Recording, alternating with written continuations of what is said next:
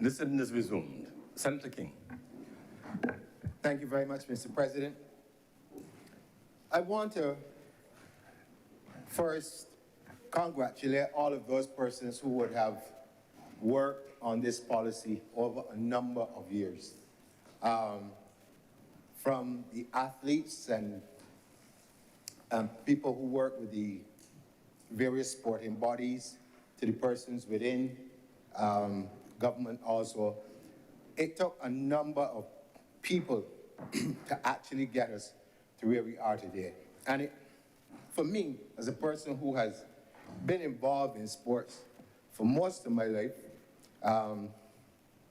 it puts an end to what I would consider to be almost like a running joke for many, many years, where people would say things like, we make sport of sports.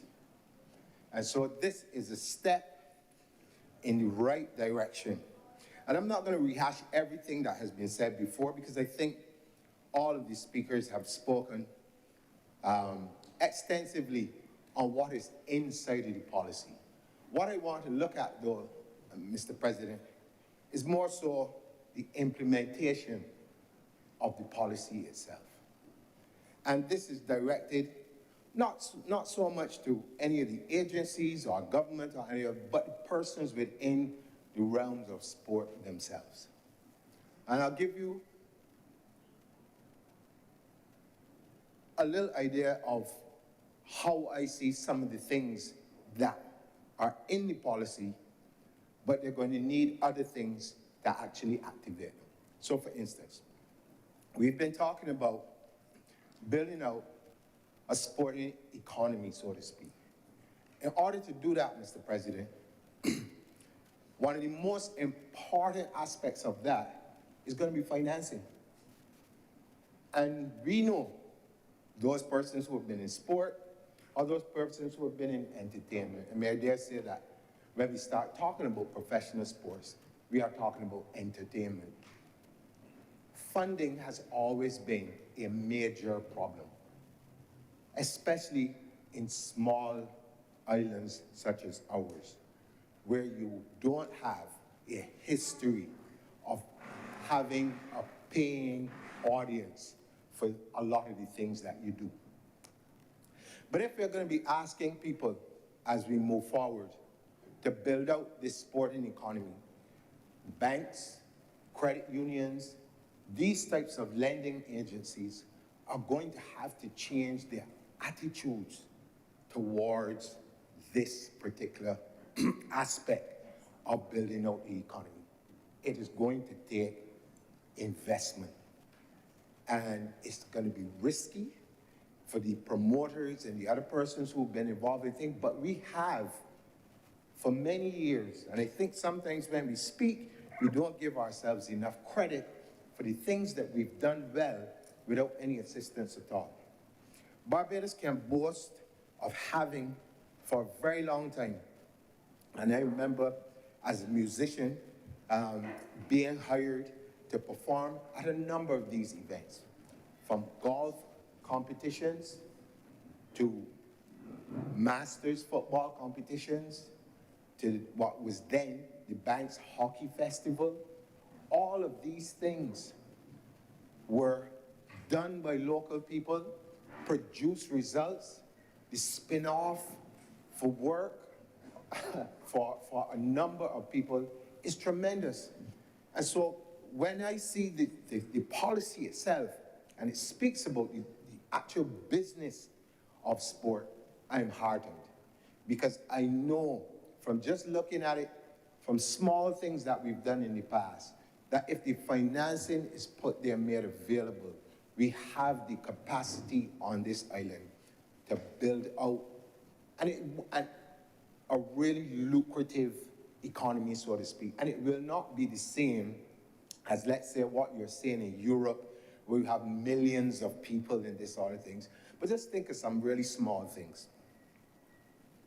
One of the things that I would have put forward some years ago was the whole idea of using Barbados as a hub for training and practice for teams in various sports. we are connected to cricket in a huge way. In places like the UK and others, where winters usually will not allow you to have the practicing thing for those seasons, Barbados will be a fantastic place for persons to actually travel to use this good weather that we have, to also engage with the skilled cricketers that we do have. And I listen very carefully to people angry about persons not winning things. And I dare say to people, winning is fine. But when we talk about the business of sport, winning is the last part of it. You're talking about a huge industry where there are many people, Mr. President, who have played professional sports and have won nothing in their lives. Nothing at all. But have made a good living. And if we take a leaf out of the books of the African football players in particular, you see where the wealth that they've been able to accumulate by playing in Europe, in top leagues and other leagues around the world, is easily transferred back into their humble beginnings, into the villages where they came from. You can see them on YouTube. You can see them anywhere, building hospitals, building roads, providing water in places where things, all of this due to the fact that they were able to make a decent living from sports. And there are also many tiers of sport. And oftentimes when we talk about it, all people see are the people who are at the very top. So we talk a lot about, in football, Cristiano Ronaldo and Messi, and if you go to basketball, it's LeBron James, and it's this and it's what. But there's a whole set of other people who may not be at the top of the food chain, but who are able to shift their social standing, so to speak, by being involved in some form or fashion. The other thing which is crucial, I think Senator Maynard made the point earlier, what I would call the auxiliary things that happen in sports. The psychologists, the sports medicine people, all of these are the broadcasters. I mean, when you talk about cricket in particular, even today, you can go on YouTube and you hear the voice of Tony Cozier. There's nothing like it. You don't even have to see the man, but to listen to him commentating or describing what is happening on the cricket field is beyond your wildest imagination. And this was a person developed right here in Barbados, and who made his way around the world as an international and is recognized as one of the best ever. These are other areas within sport that we need to look at. Not just the people who are on the field, but what are the other things that the sport itself can create for us. And I believe that this government has created in this time a huge opportunity, which I am not even certain if we fully understand how important this can be for us and where it can take us. You know, I've had the opportunity as the minister responsible for sport to move around Barbados and be exposed for the first time to a lot of the other sports that people don't talk a lot about, but are doing tremendous things in terms of bringing teams to Barbados. You know, I was shocked.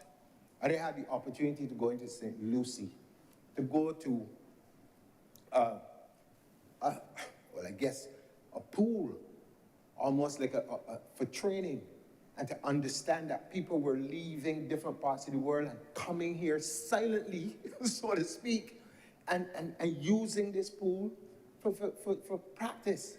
You know, I had the opportunity to talk to a gentleman, and we went to look at some land, and he was interested in bringing field athletes to Barbados to train. You know, he was in awe of what we would call a little pastor.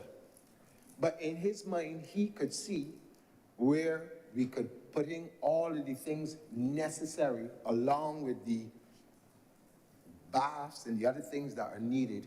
And he has the connections to bring those athletes to Barbados, again, to train. And I'm saying that with this policy, it is up to the persons within the sporting arena now to give life to the policy. The government can only create the framework, but people have to grasp it and begin to take action and make use of the opportunities that this policy has created for them. And I want to throw the challenge to a lot of people. Mr. President, I've said it on more than one occasion in this honorable chamber that I spent a lot of years at the government industrial school.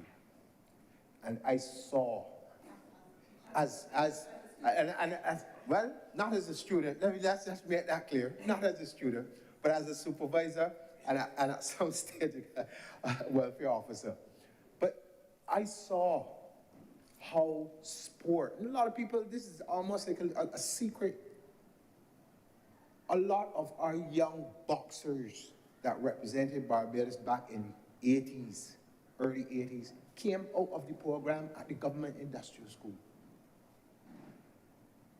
Fantastic ambassadors for us in boxing. I've had the privilege, when I was minister, to support beach wrestling, something that a lot of people don't know anything about. And I am proud to see where now we have athletes in beach wrestling who are traveling and doing well all over the world. Something that was totally unheard of for many, many years. And again, going back to what I know from my own experience in sport, I have friends, Mr. President, that I've made from playing football in different leagues who are my friends from the time I was about 15, 16 until today. And these are the other aspects of sport that we need to also talk more about. You know, at government industrial school, for instance, we had the opportunity to, when we taking boys out to be involved in school sports and different things like that, encourage what people would call absentee fathers at that time to come and be there with their children. And if you see the pride on the parents' faces, when they see the sons playing games and participating in different things and becoming a real integral part of the society, so to speak, you're bringing families closer together. Persons who probably, for many years, probably didn't look at them. But the mere fact that they were involved in something positive, so to speak, they felt a certain sense of pride that that is my son or that is my daughter that is doing X, Y, Z. And that resonates not only in the households, but in the communities where people come from.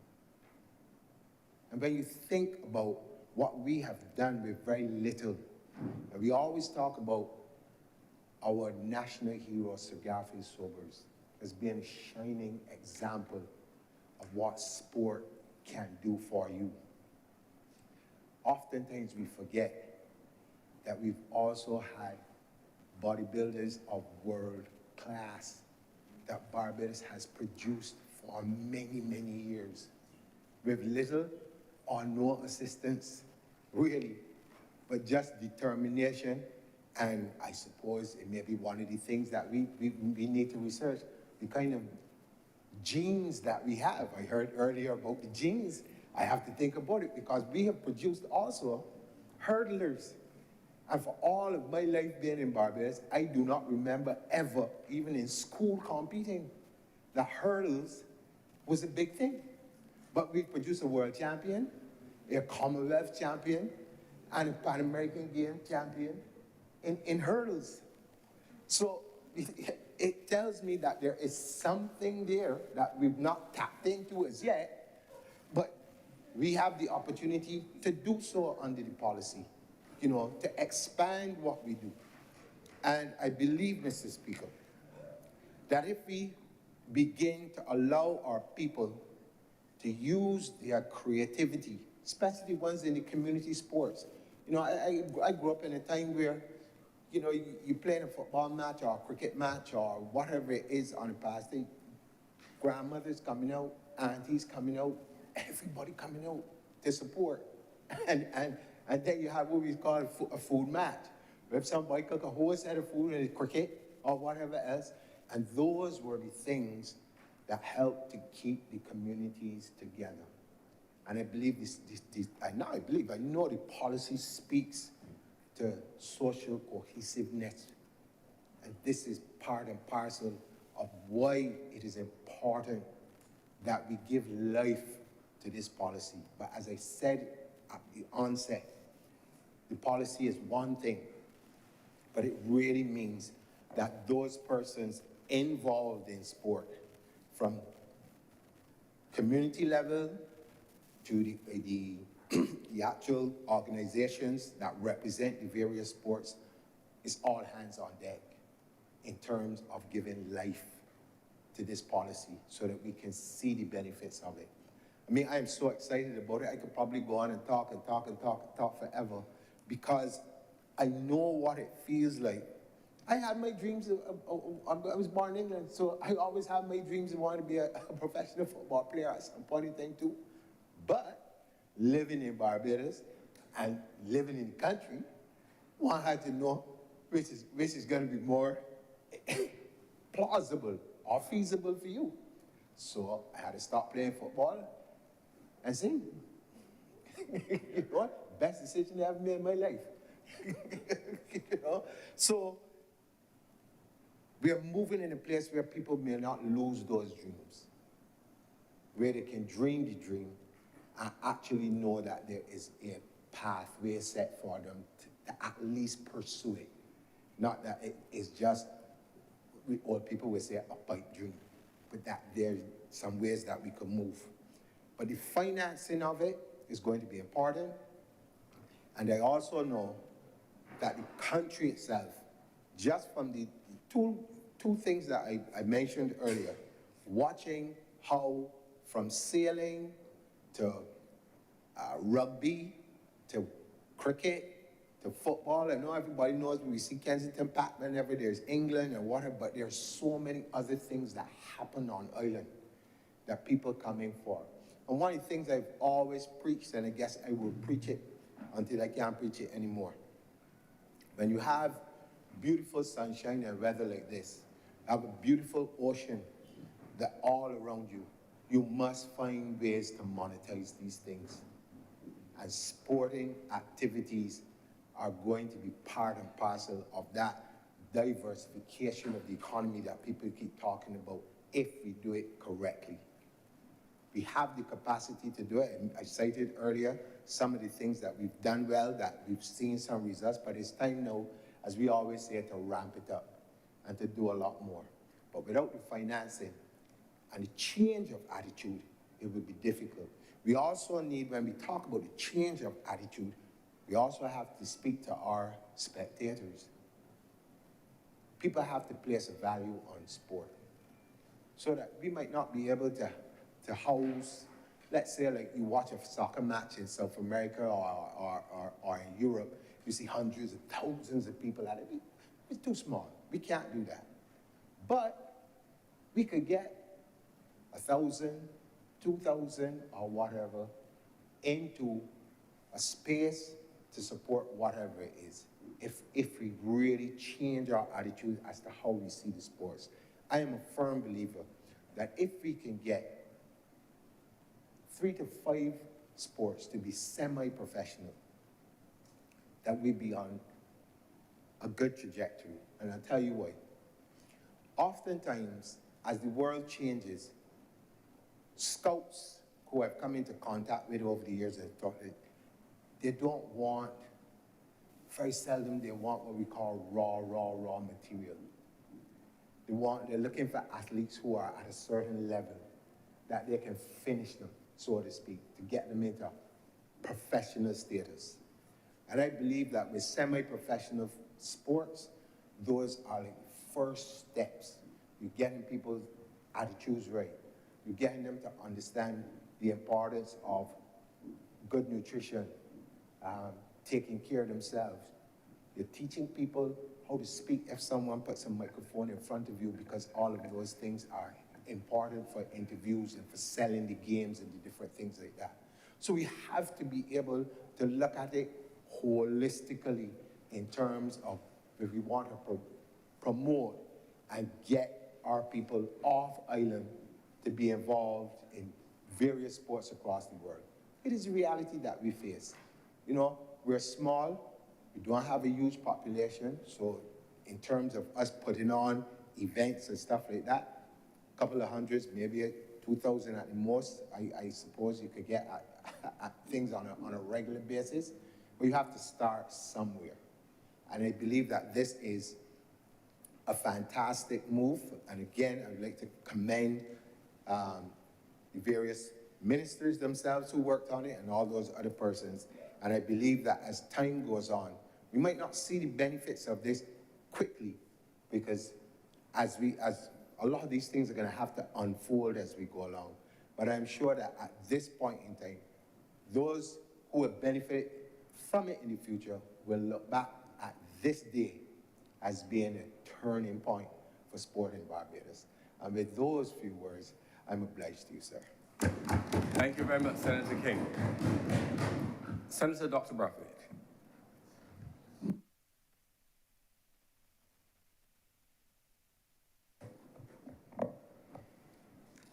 Thank you very much, Mr. President. Good afternoon to my fellow senators. Let me begin by congratulating Senator Monroe Knight for what I consider a passionate and emotional delivery of the policy, the national policy on sports for Barbados. I also wish to congratulate the government, the Ministry of Sports, and all those who were involved in the development of this policy. It is not every day that you see a policy that is so comprehensive and also speaks to the development of strategies and initiatives for the next 10 years. We know that a lot of policies tend to have a short political life, 5 years. But to see a policy that goes to 10 years and beyond is, in my view, a very positive development and a very positive proposal. Mr. President, a national policy on sports for a country of 166 square miles that has produced the greatest cricketer the world has ever seen, in the name of the Right Honourable Sir Garfield Sobers.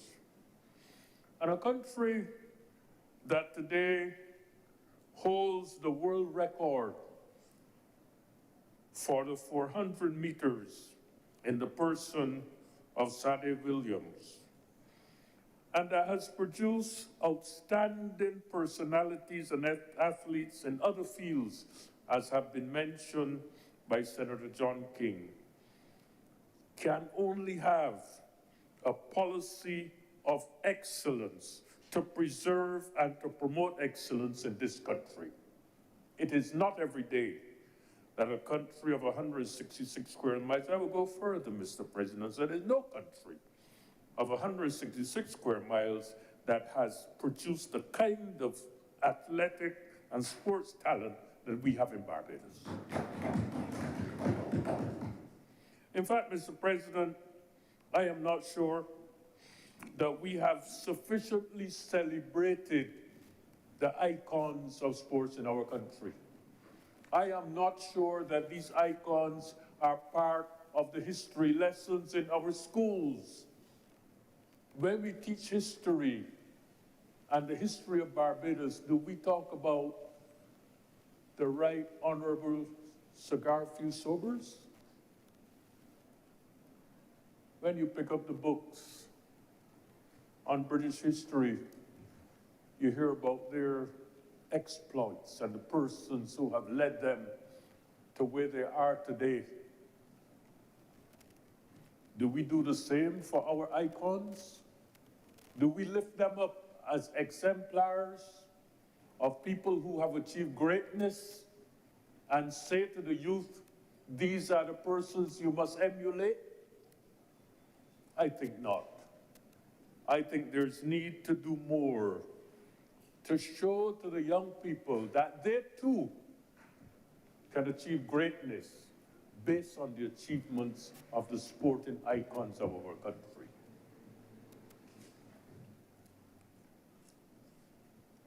In that regard, the role of sports in development is not an area for question. The fundamental question, in my view, is, are we doing enough?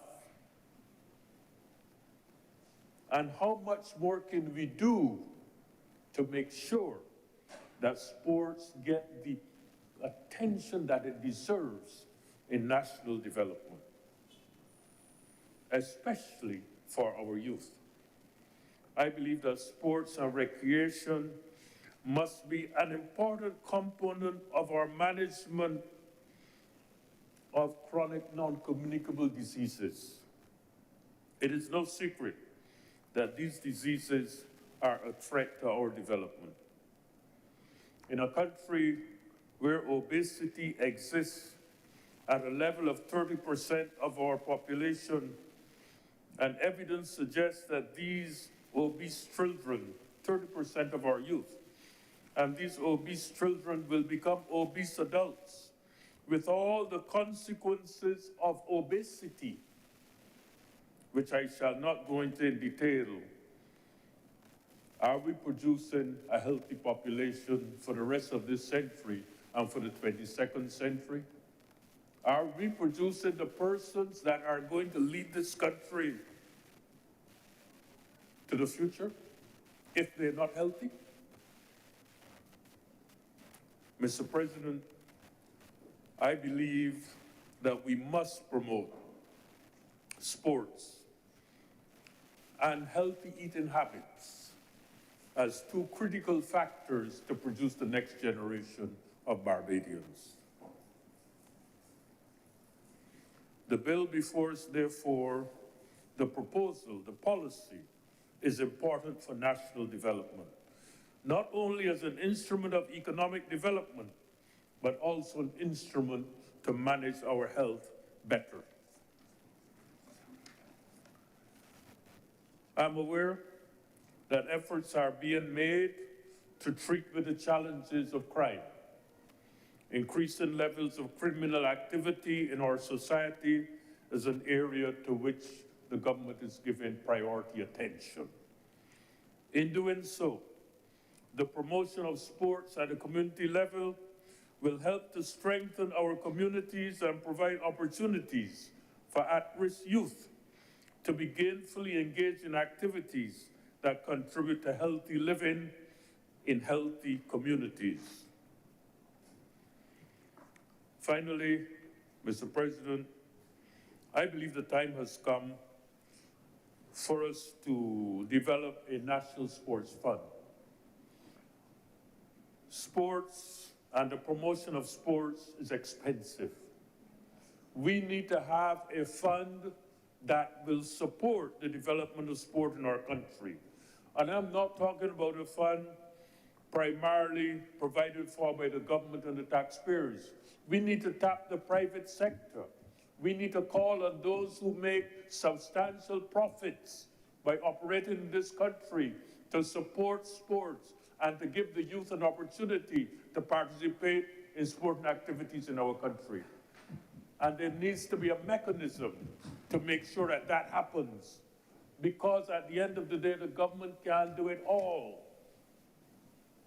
The government cannot support everything, but there are entities in this country that make super profits.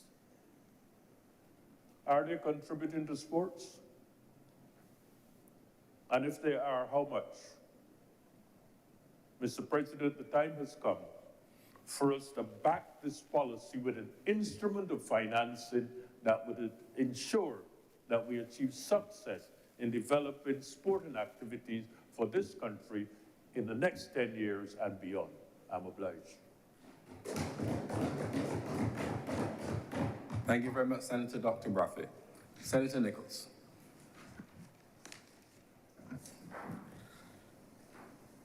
Mr. President, I believe that I should start my contribution to the debate on this resolution by acknowledging the effort by the Minister of Sport and his predecessors in that office.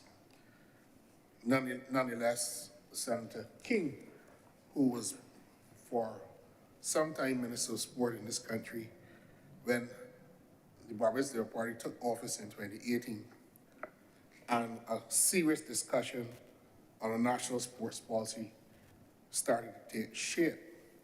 After him, I remember, sir, as a board director of the Barbados Cricket Association, meeting with then Minister King when he was a member of the other place. We've also had meetings with Minister Sutherland, and certainly the current minister, Minister Griffith, has only last week met with the BCA to chart out a path for sports. So I've been involved in cricket administration off and on since 2007. And I can tell you, we have not had that level of engagement in direct contribution to the policy and how government can assist sporting organizations. But sir, this is not something that is new. Sir, you were Minister of Sport, I believe, at some stage in Barbados. And a former government led by the then Winafa understood cricket and its importance to Barbados. You see, the failings of the West Indies team gives rise to deep emotional resentment, a kind of catharsis in the Caribbean society. Invokes the worst sentiment from us because cricket is dear to us. On the other hand, when we win, like last year when we beat England in the Test series here in the Caribbean, it provokes a different sentiment from people. And certainly, people will ask, why is it that the government is putting a national policy in sport and cricket is one of the pillars of this national policy when, in fact, we're not doing well at cricket? So I say to those very important questions being asked that it is perhaps because we are putting something in the sports at this stage, particularly in cricket, that we are getting a little return. But perhaps the time has now come for us to invest whole scale into the development of sports. And through my contribution, sir, I hope that I can do justice to that concept, because we have a large disconnect in our society when it comes to sport. And the sporting organizations are suffering as a result of this disconnection. And Senator Bradford, you closed by speaking about how we can incentivize the private sector. But certainly the private sector has not treated sport in a way that would help us to produce world-class athletes in the sporting disciplines. And this sentiment is also bothersome to me, sir, especially after an Olympic Games. You see journalists popularly asking the question, are you disappointed that Barbados didn't win Olympic medals? as if to say that because we have put so much effort and emphasis into the development of the Olympic athletes and put money behind it, that not coming back with an Olympic medal means that we have somewhat as a society failed. Not understanding what it is to be an Olympic medalist, what is required. And to be world class requires a level of dedication, almost a level of madness in terms of dedication to that craft, where you place yourself outside your normal daily routines with your family and your friends and your school in order to be able to stand on that Olympic podium.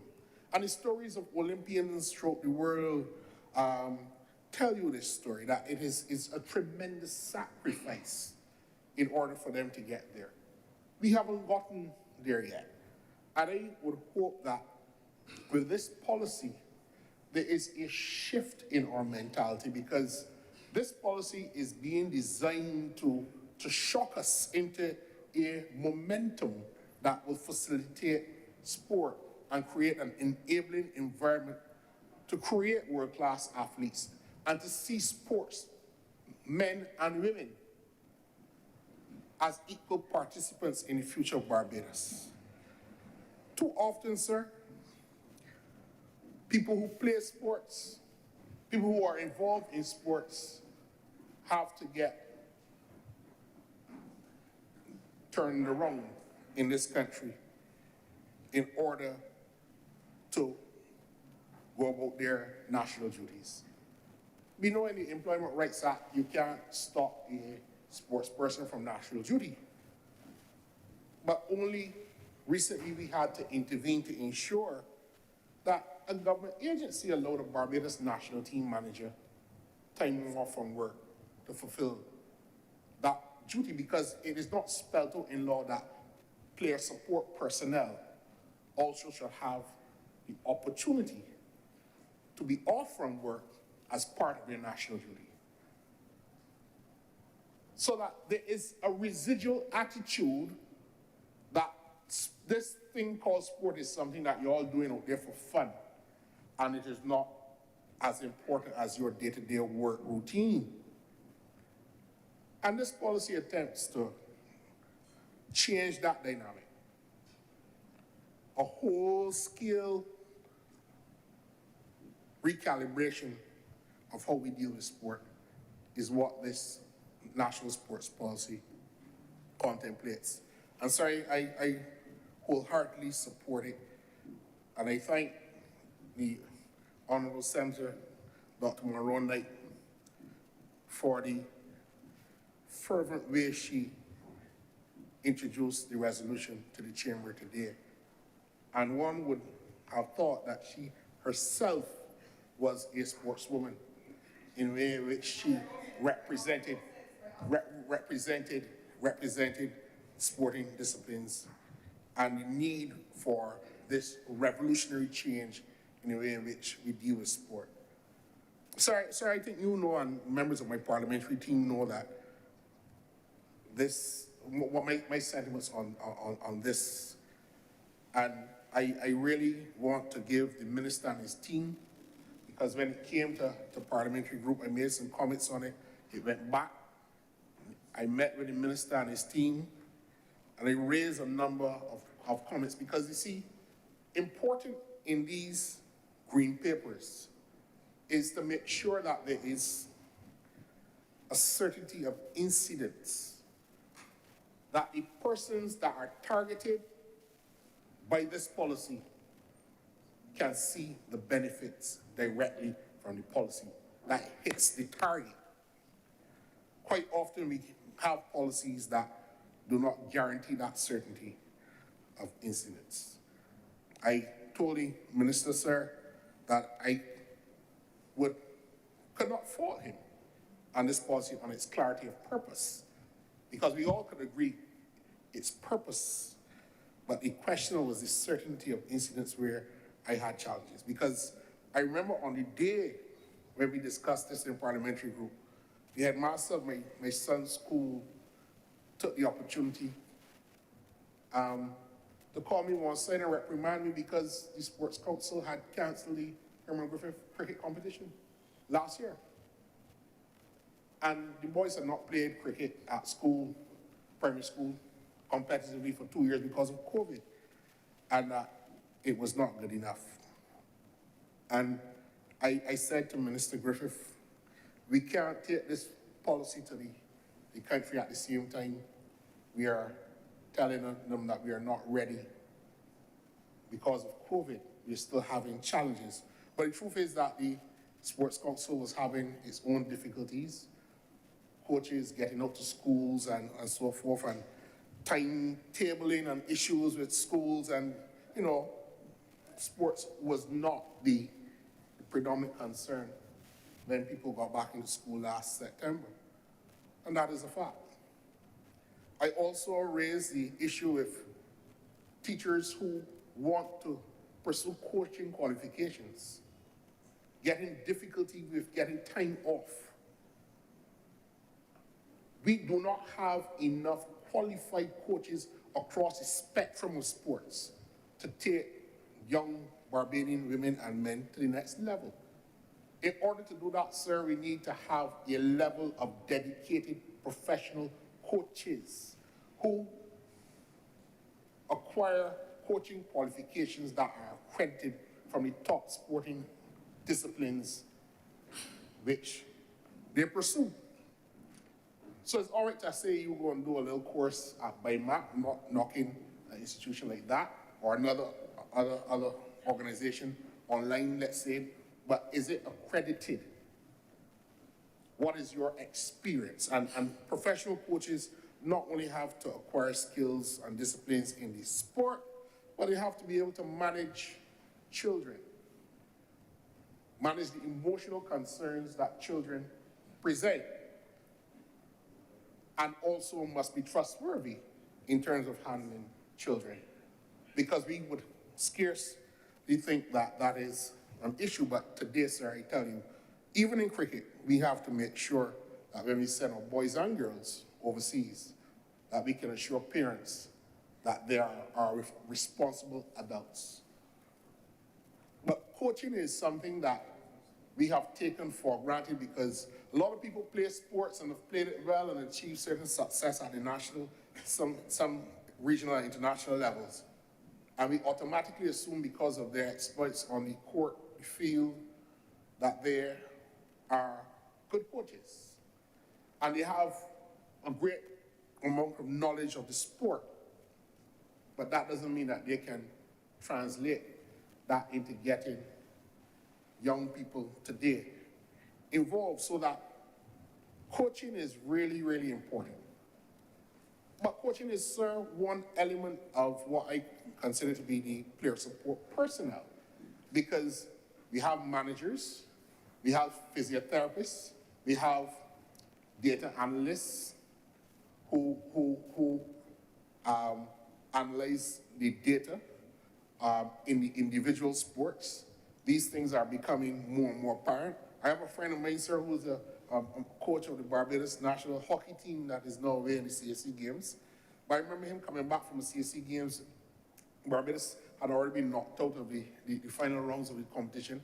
He was sitting in the stand next to a man from Germany who was not part of the team directly, but who was monitoring the heart rate of all the players on the turf, because they had a band around their chest, and he can send an email, a message, instant message to the direct coaching personnel to say, player number 9, he's tired now. This is the time when he starts to tire and is likely to make a mistake. So that data analytics in sport has gone to a new level. And I sometimes wonder if our analysts at international level in cricket, in football, and so forth, have the requisite experience to help our sporting teams go to another level in conquering and mitigating these things. So if I speak a lot about cricket, is because that is the sport that I'm most familiar with. But I remember in Australia last year, Craig Barfoot scored 100 in the second innings of the first test. And he looked miserably in the next test match. And that was because the Australians bowled 2 balls that came back into Craig Brathwaite. Every ball was going away. The Australians used the data that was produced on how he scored runs in the first test match. And although they beat us comfortably, and he scored 100, the 100 didn't really make a difference. QuickViz, which is a site that deals with data analytics, were able to say that this is the reason why he scores runs. And it's clear the Australians use it. So that when we speak about developing sport, developing a caliber of sports person, we need to be able to facilitate the creation of that village academy that Senator Boyd spoke about, that producer Gary Sobers. And we need to understand that we had a village academy that was able to produce a Sobers, but the village academy is no longer relevant. Gary Sobers played for, the Right Excellency Gary Sobers, he played for police, but he was not a policeman. He was in the police band, played no instrument. But we had to find a way for this prodigious talent to break through, because the truth is, he would not have broken into any of the white cricket clubs at the time. This prodigious talent at age 14, 15, the stories that he used to be signed up in 2 playing 11s on a given Saturday, and when he batted and he failed in one, he got on a bicycle somewhere, rode into the next ground because he was so good. Or if he went to the ground and his team was fielding, they took him to another ground and he was so gifted. But a village academy produced that prodigious talent and took it to another level. So therefore, we need to get our facilities up to grade. And the truth is that our sporting facilities are mediocre. We don't have any indoor training facilities at Kensington Oval. We don't have a high-performance training facility in any sport discipline in Barbados. So when a Craig Brathwaite could be listed in among the best 11 test cricketers in the year 2022, it tells me that with his 1300s, had he had more support, maybe he would have done a lot better, or maybe he would have been able to produce more internationally standard cricketers. I know from one moment when we beat our regional counterparts, Barbados beat Trinidad yesterday in the under-19 tournament. Very good start by the youngsters, defending a small score of 152 runs. And it was, if you watch that game, those young men gave a real fight, because at one stage Barbados was 67 for 7. And to get to 152 in 39 overs, the game was reduced by rain. And then to bowl Trinidad for 119 in the circumstances was a fantastic performance. Hardly a person knows about that effort. But if there were young people in Barbados jumping over a wall at effect, or jerking down one another in a classroom or on a pasture after school, it will be all over social media. Because we do not appreciate that these young people have good in them and that they can achieve the heights that we could not have achieved. And I want to salute all the young sportsmen and women in this country who, without any major injection of capital into the development of their sporting craft, achieve excellence when they represent this country. And certainly the Barbados women cricketers went to the Commonwealth Games and beat Pakistan at the Commonwealth Games. How many corporate entities in Barbados have put a single cent to ensure that another generation of women, because we have made the mark in men, and yes, we have produced Haley Matthews and Deandra Doughton and Salmon and all the other cricketers and so forth, but when that crew departs from the scene, what have we done to ensure that there is another set with a viable path to international success. The BCA can't do it alone.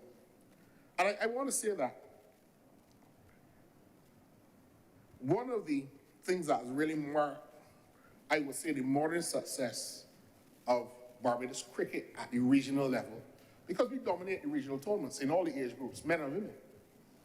We really do. We don't dominate the white ball cricket game, and that is another issue that we have to work out. Because Barbados' cricket, when we speak about cricket, we're really talking about red ball cricket and test cricket. That is part of our culture. We don't consider a man who can score runs in a one-day game or T20 game as a batsman. That is not culturally acceptable or understandable to Barbadians. That's not part of our DNA. But we have to reiterate that, because the truth is that at number 8 and 9 in the world now, hardly anybody can play you in test cricket. We played one test match for the year, we'll play 2 against India, no more. And at that rate, Craig Brathwaite, who was rated in the top 11 in the World 11, he probably wouldn't get to 100 test matches, whereas his counterparts in other countries have long passed that mark. So we have to reorient that. But how do we get there? Sir, I believe the Barbados Cricket Association, the Barbados Olympic Association, and the Barbados Turf Club are indebted to the former Barbados Labour Party government led by Owen Arthur, who pulled them together and told them you can't have 3 national lotteries in a small island. It don't make sense. Turf Club had Lotto, Olympic Association had Olympio, BCA had the instant money game. The Sports Council was looking also to get into that field, and Owen Arthur said it don't make sense. And he induced them into coming into a relationship, a commercial relationship, and reduce the tax on lotteries. And it's because of that that there has been a consistent level of funding to those 4 organizations, including the NCF and the National Sports Council, a stroke of remarkable genius. And, sir, the Prime Minister of Barbados, I believe in her first or second budget, reduced the tax because, and I don't want to be accused of being partisan here, but I'm speaking facts. When David Thompson became Prime Minister, the first thing he did was to increase the taxes on the sporting lotteries that gave contributions to sports, so that they would be on the same playing field as the one-armed bandits. So the video lottery terminals operated through the BCA's license that all the other sporting organizations benefited from were taxed at the same level as the one-armed bandits that were owned by private operators in Barbados, who themselves have been slow to pay in the annual fee on their machines for many years. What the government did is to reduce the tax and also give the same contributions from the one-armed bandits to sports, youth, and culture. Senator John King was minister when that policy was put in place, and I have to be congratulated for that, because it also added to the additional revenue. Amateurs can't be professionals. And at the time, Sherway, you will remember that every time we played Trinidad, we couldn't beat Trinidad in cricket. And in 2008, we decided, look, rather than putting your excess revenue on a bank and buying government saving bonds, we will contract cricketers. So for all the years that we have had success in Barbados, there were no professional cricketers in Barbados until 2008. And if I tell you what a Barbados cricketer earned playing cricket for Barbados in a regional tournament per game, you will run. far less what somebody gets playing football or basketball for Barbados or volleyball or netball. It is embarrassingly low. But for the first time in the history of this country, we were able to tell young people, you do not have to do anything other than play cricket. It was a model followed by Cricket West Indies. Belatedly, we started that. The government in Trinidad paid their cricketers, and we had to be able to compete. I want to see us move to a stage where all our national sports move to a level where there are professional people in the sport. And we can do it. Because amateurs will never beat professionals. You cannot expect a Barbados team going away to play in netball if the largest component of that team is at work when the day comes, having to go and compete on an international stage by people who only play netball for a living. I remember when a Barbadian cricketer asked a South African cricketer if he enjoys playing cricket, he remarked that he doesn't play cricket. Cricket is his job. Right now, sir, our national insurance legislation does not recognize sports persons as employees. They cannot make contributions because our NIS is not set up to acknowledge that they are gainfully employed. You go and do that there, and when you come back, when you get dropped, you find a job. And I saw that, sir, as a young lawyer when the West Indies vice captain, good friend of mine, Sherwin Campbell, got dropped from the West Indies team after a poor tour in Australia. He was in the registry working the next week. So the West Indies vice captain is a legal clerk.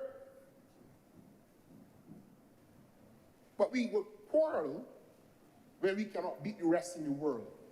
Now, Australia, sir, has a national sports policy.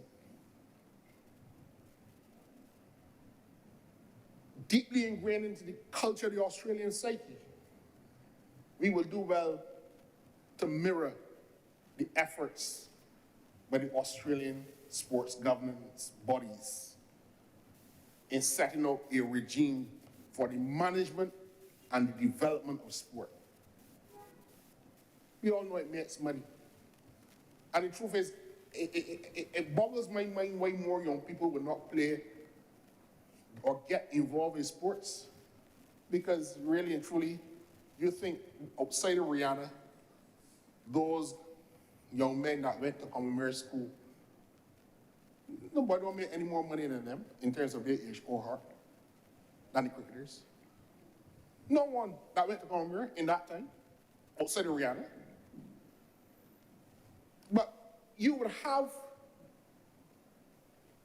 a cricket policy that facilitated the use of a cricket master in that school being dismantled and being heralded by someone saying, well, cricket has had its time at home here and standing on the stage and being proud to say that. To dismantle something that has produced so many young people. Being proud to say that in a society. And members of the board walking around promising you that Cormier's time of dominating cricket will soon come to an end because that is their mission. In this country, sir. So that this national sports policy has to call for recalibration of how we deal with sports. I would hope that the Ministry of Education begins to treat sport not as extracurricular, but co-curricular. Because there's no reason why every child going to school is not required to meet a level of proficiency in at least one sporting discipline as part of their educational requirements to graduate, to go on to community college, sixth form, and go to university, requiring every child, and if you have a physical impediment, go play chess, play a mind game.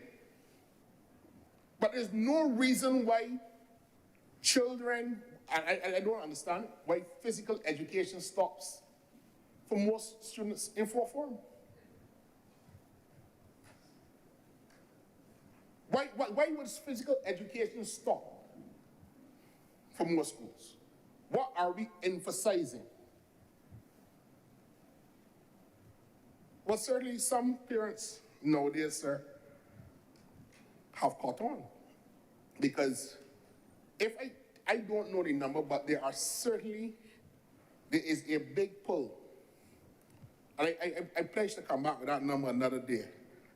But there are at least about 20 Barbadian boys and girls who are going to cricket schools and boarding schools in the UK that live in our school system.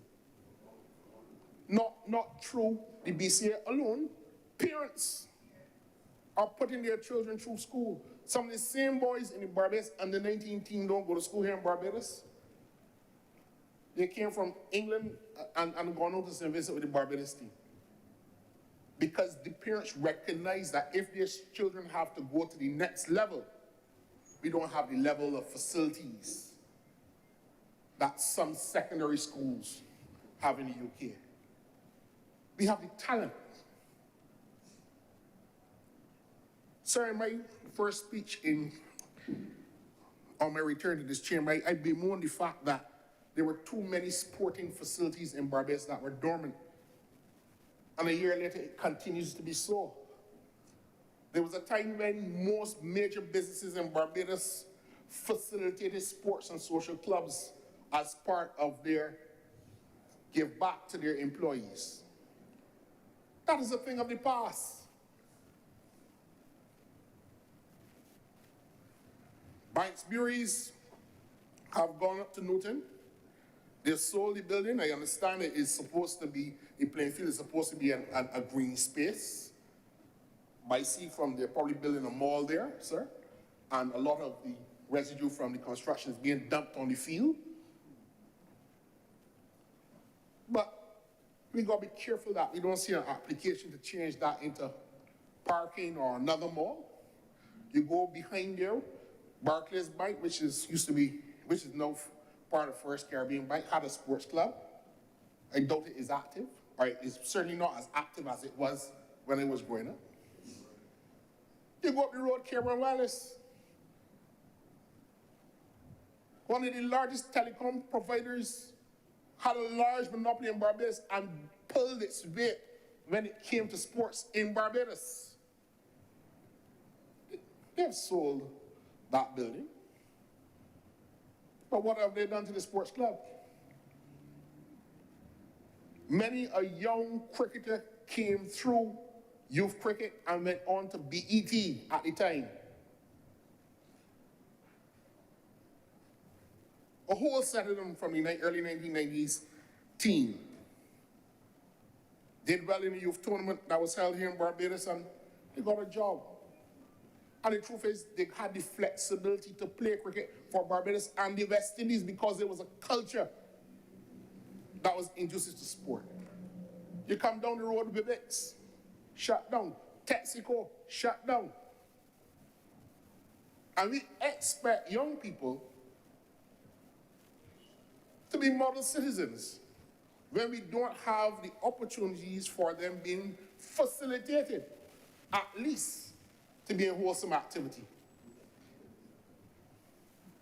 And sir, the government is not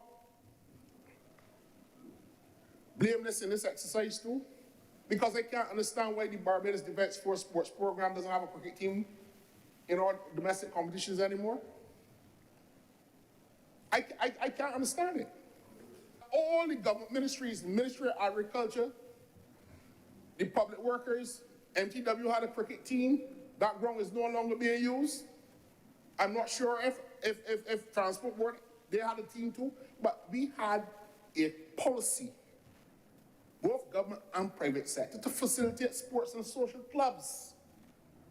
So this policy has to usher in a change to stop the backsliding, because there are too many people who say they like sports, but will do anything to kill it. Because of jealousy, because of ignorance, or because they're just figuring that we don't really understand it. So one of the things that this policy proposes is a Sports Development Act.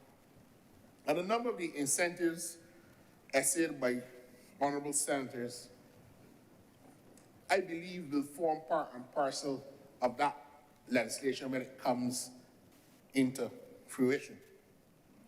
But certainly, sir, we have to create a way to finance sport that takes the burden off of government and the taxpayers.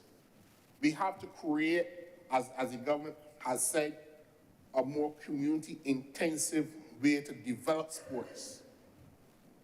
And so you would like to think that having many stadia across the country is something that should be welcomed by all and not criticized. But those who criticize do not know what is the value and the potential of sport. Ask YMPC. They're on Becker's Road. What the IPL pays them when the year comes for Dwayne Smith playing for the Mumbai Indians. Or any of the other cricket clubs' boundaries. What they get from Jason Holder playing the IPL every year. So we know that there is real intrinsic worth in the development of sport. One of the things that we had said in the manifesto in 2018, we have to get to a stage where there are at least 1,000 Barbadians earning a living from sport overseas. You know what's that? That is real raw potential, not only in cricket, but in all the other sporting disciplines. And if Barbadians put their minds to it, you know, we do some amazing thing. I got a friend of mine that said, we even beat England in flowers. There's nothing that the Barbadian mind is put to that we cannot achieve. We have a real competitive, indomitable spirit that once we want to do something, there's nothing that can tell us that we can't do it. And that is what the reimagining of a sports policy that goes into health. Honourable senators have spoken to it very well, sir, and I want to echo those sentiments. If every child going to school has to reach a level of proficiency in one sport, the chances of that child continuing in that sport beyond school, if there are proper facilities and semi-professional leagues, because you might not make the jump from amateur to professional straight away, but a semi-professional league, and the Prime Minister shut up Barbados in the late 2000s with the Line Pelican football tournament. That was a semi-pro league, and it paid the fellas some money to play football, and it reignited the country. We need to start doing that in more sports, because it would also bring out spectators from the communities from which the players come from. It will be a collective effort, and it would take some of the edge off young people in the society. Playing cricket, sir, you know what it means to rub shoulders with all sorts of people. From police, and you know, as a schoolboy, sir, they don't really like to play against the police, because the police were, in my view, the most unsportsman-like people to play cricket. They didn't break any of the cricket laws, like how the English are now accusing the Australians to, but they played it in a very, very aggressive, and we must win this game, a very intimidating way. But at the end of the day, they were the most pleasant people to speak to after the game, and you wonder if there was some demon into these men when they were on the field.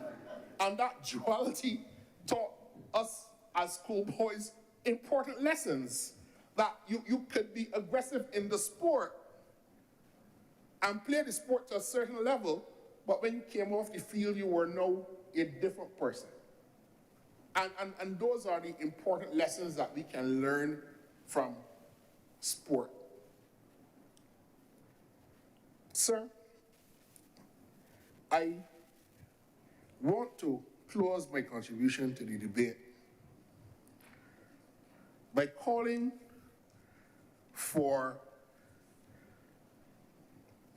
the private sector in Barbados to imagine ways in which they could facilitate taking this society out of its present funk.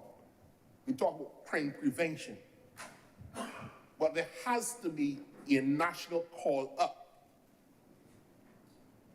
where we talk, Senator Bradford, Dr. Bradford spoke about a national fund, but we really have to do something to get the edge off of our young people, sir. When you get the opportunity to travel or live in any other Caribbean countries, we really don't get fanatical about sports. Because a football game at the secondary school level in Trinidad brings out the whole country to watch secondary championships. CIC versus QRC or something like that. And even in cricket, champs in Jamaica. You know, I mean, they're fanatical. And we have to work through what I consider to be real qualitative cultural differences. Because I am also mindful of the fact that a number of Barbadians who go overseas on sports scholarships don't necessarily pursue those sports after they've graduated from university. Whereas I've seen the numbers where other Caribbean countries, the graduation rate is very low. Yes, Senator Bajan, the average Bajan overseas on a scholarship and they're not coming back with a degree or some kind of qualification. But there's a precipitous drop-off in their pursuit from sporting excellence after they've completed their studies. And these are things that we have to examine. As I said, there are qualitative challenges that we have to look in, and the data is all there. The data is all there. So that if you're not playing a sport, we need minds to do data analytics. We need sports medicine specialists, as Senator Mr. Maynard indicated. We also need people, physiotherapists, strength and conditioning specialists, because one would have thought that a physiotherapist and a strength and conditioning specialist is the same thing. They're not. So there's even a tapperist in certain sporting teams. What's a tapperist? I'm not talking about the person who cuts hedges into shapes of animals and different things, but somebody who conjures up tricks in the dressing room to take off the tension off the players. In major sporting teams, there are people who do these things. So when we speak about sport, we are not only focusing on a career of sports persons, but what about umpires and referees at the international level? You would have to have a certain level of proficiency in the sport and a certain amount of knowledge in order to be able to be successful at that sport on the international level. But we go away and play CAC games and Commonwealth games and Panorama games. How many referees and umpires and officials are we sending away because we shy away from these things? People make a living in these things. So the sports policy is not only about the development of the sports person per se, but talking about the development of an industry of sport.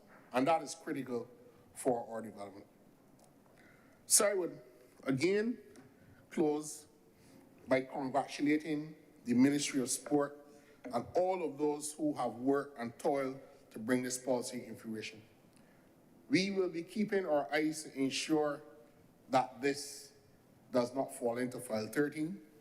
I know that the ministry is not going to allow it to happen, but certainly the impetus is there. There is a lot of support for the development of our young people. And the same way we've had a cultural development and a cultural industries development bill to incentivize the development of culture, this is the time for sport. And I commend the resolution, which has my wholehearted support. I'm obliged to you, sir.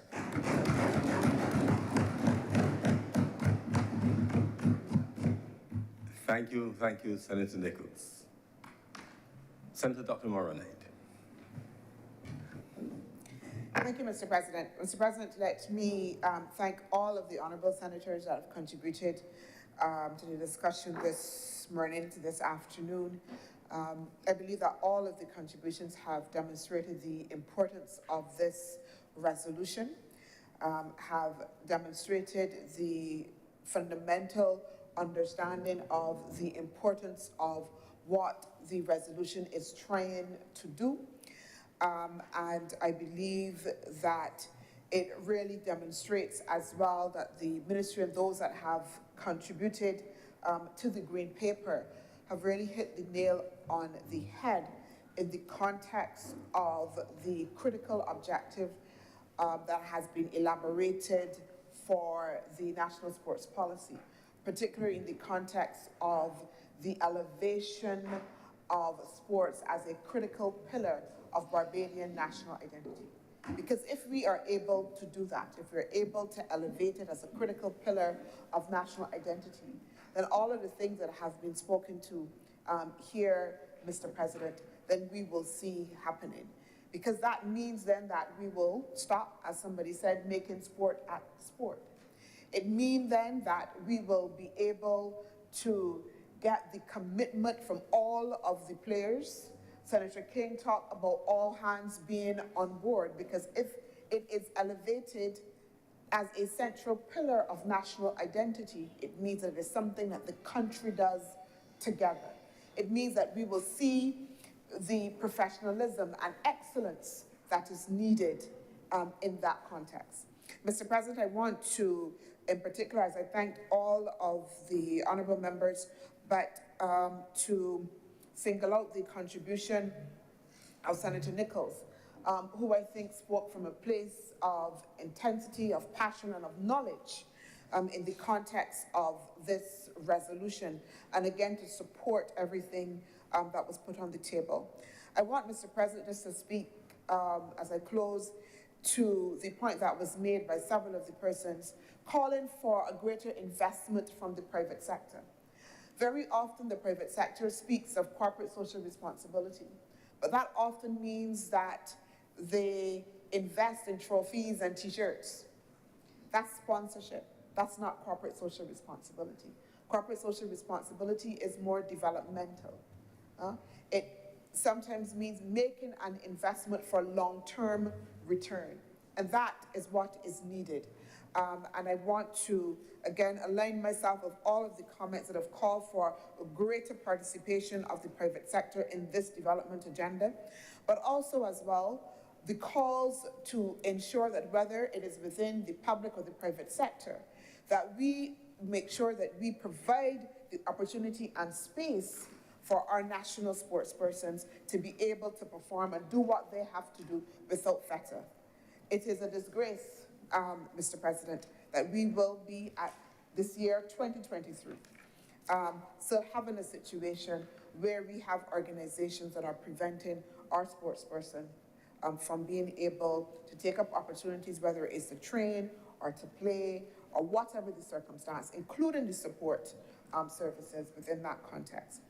I do want to add, Mr. President, that there is a level of funding that is being provided through the Arts and Sports Fund that provides support to our sports persons currently to be able to travel, to be able to support them. It supports teams, it supports further education, it supports training, as well as equipment. So that the government has established a fund in order to be able to support. But again, the call for that to be wider and more national and have a broader contribution as well. Mr. President, I will stop there because I think that everything that has been said, adds to the discourse. I would not necessarily want to repeat anything, but just to say, I think that, there is an agreement and a consensus among everyone that, one, sports development is important to us because of a number of different factors. The fact that it has multiplier impacts. We talked about the impact on crime, on community building, and on cohesion as well. But I close, again, borrowing from Senator King, it requires an all hands on board approach. Pardon? All hands on deck. What did I say? Aboard? All hands on deck. All hands on deck. Thank you, Leader of Government Business, for that correction. I am much obliged to you. All hands on deck. Mr. President, I do not beg that this resolution be now passed. The question is that the resolution that Parliament take note of the Green Paper on the National Sports Policy do not pass. Honourable Senators in favour, please say aye. Aye. Those against, please say no. Who thinks the ayes have it? This resolution is duly passed.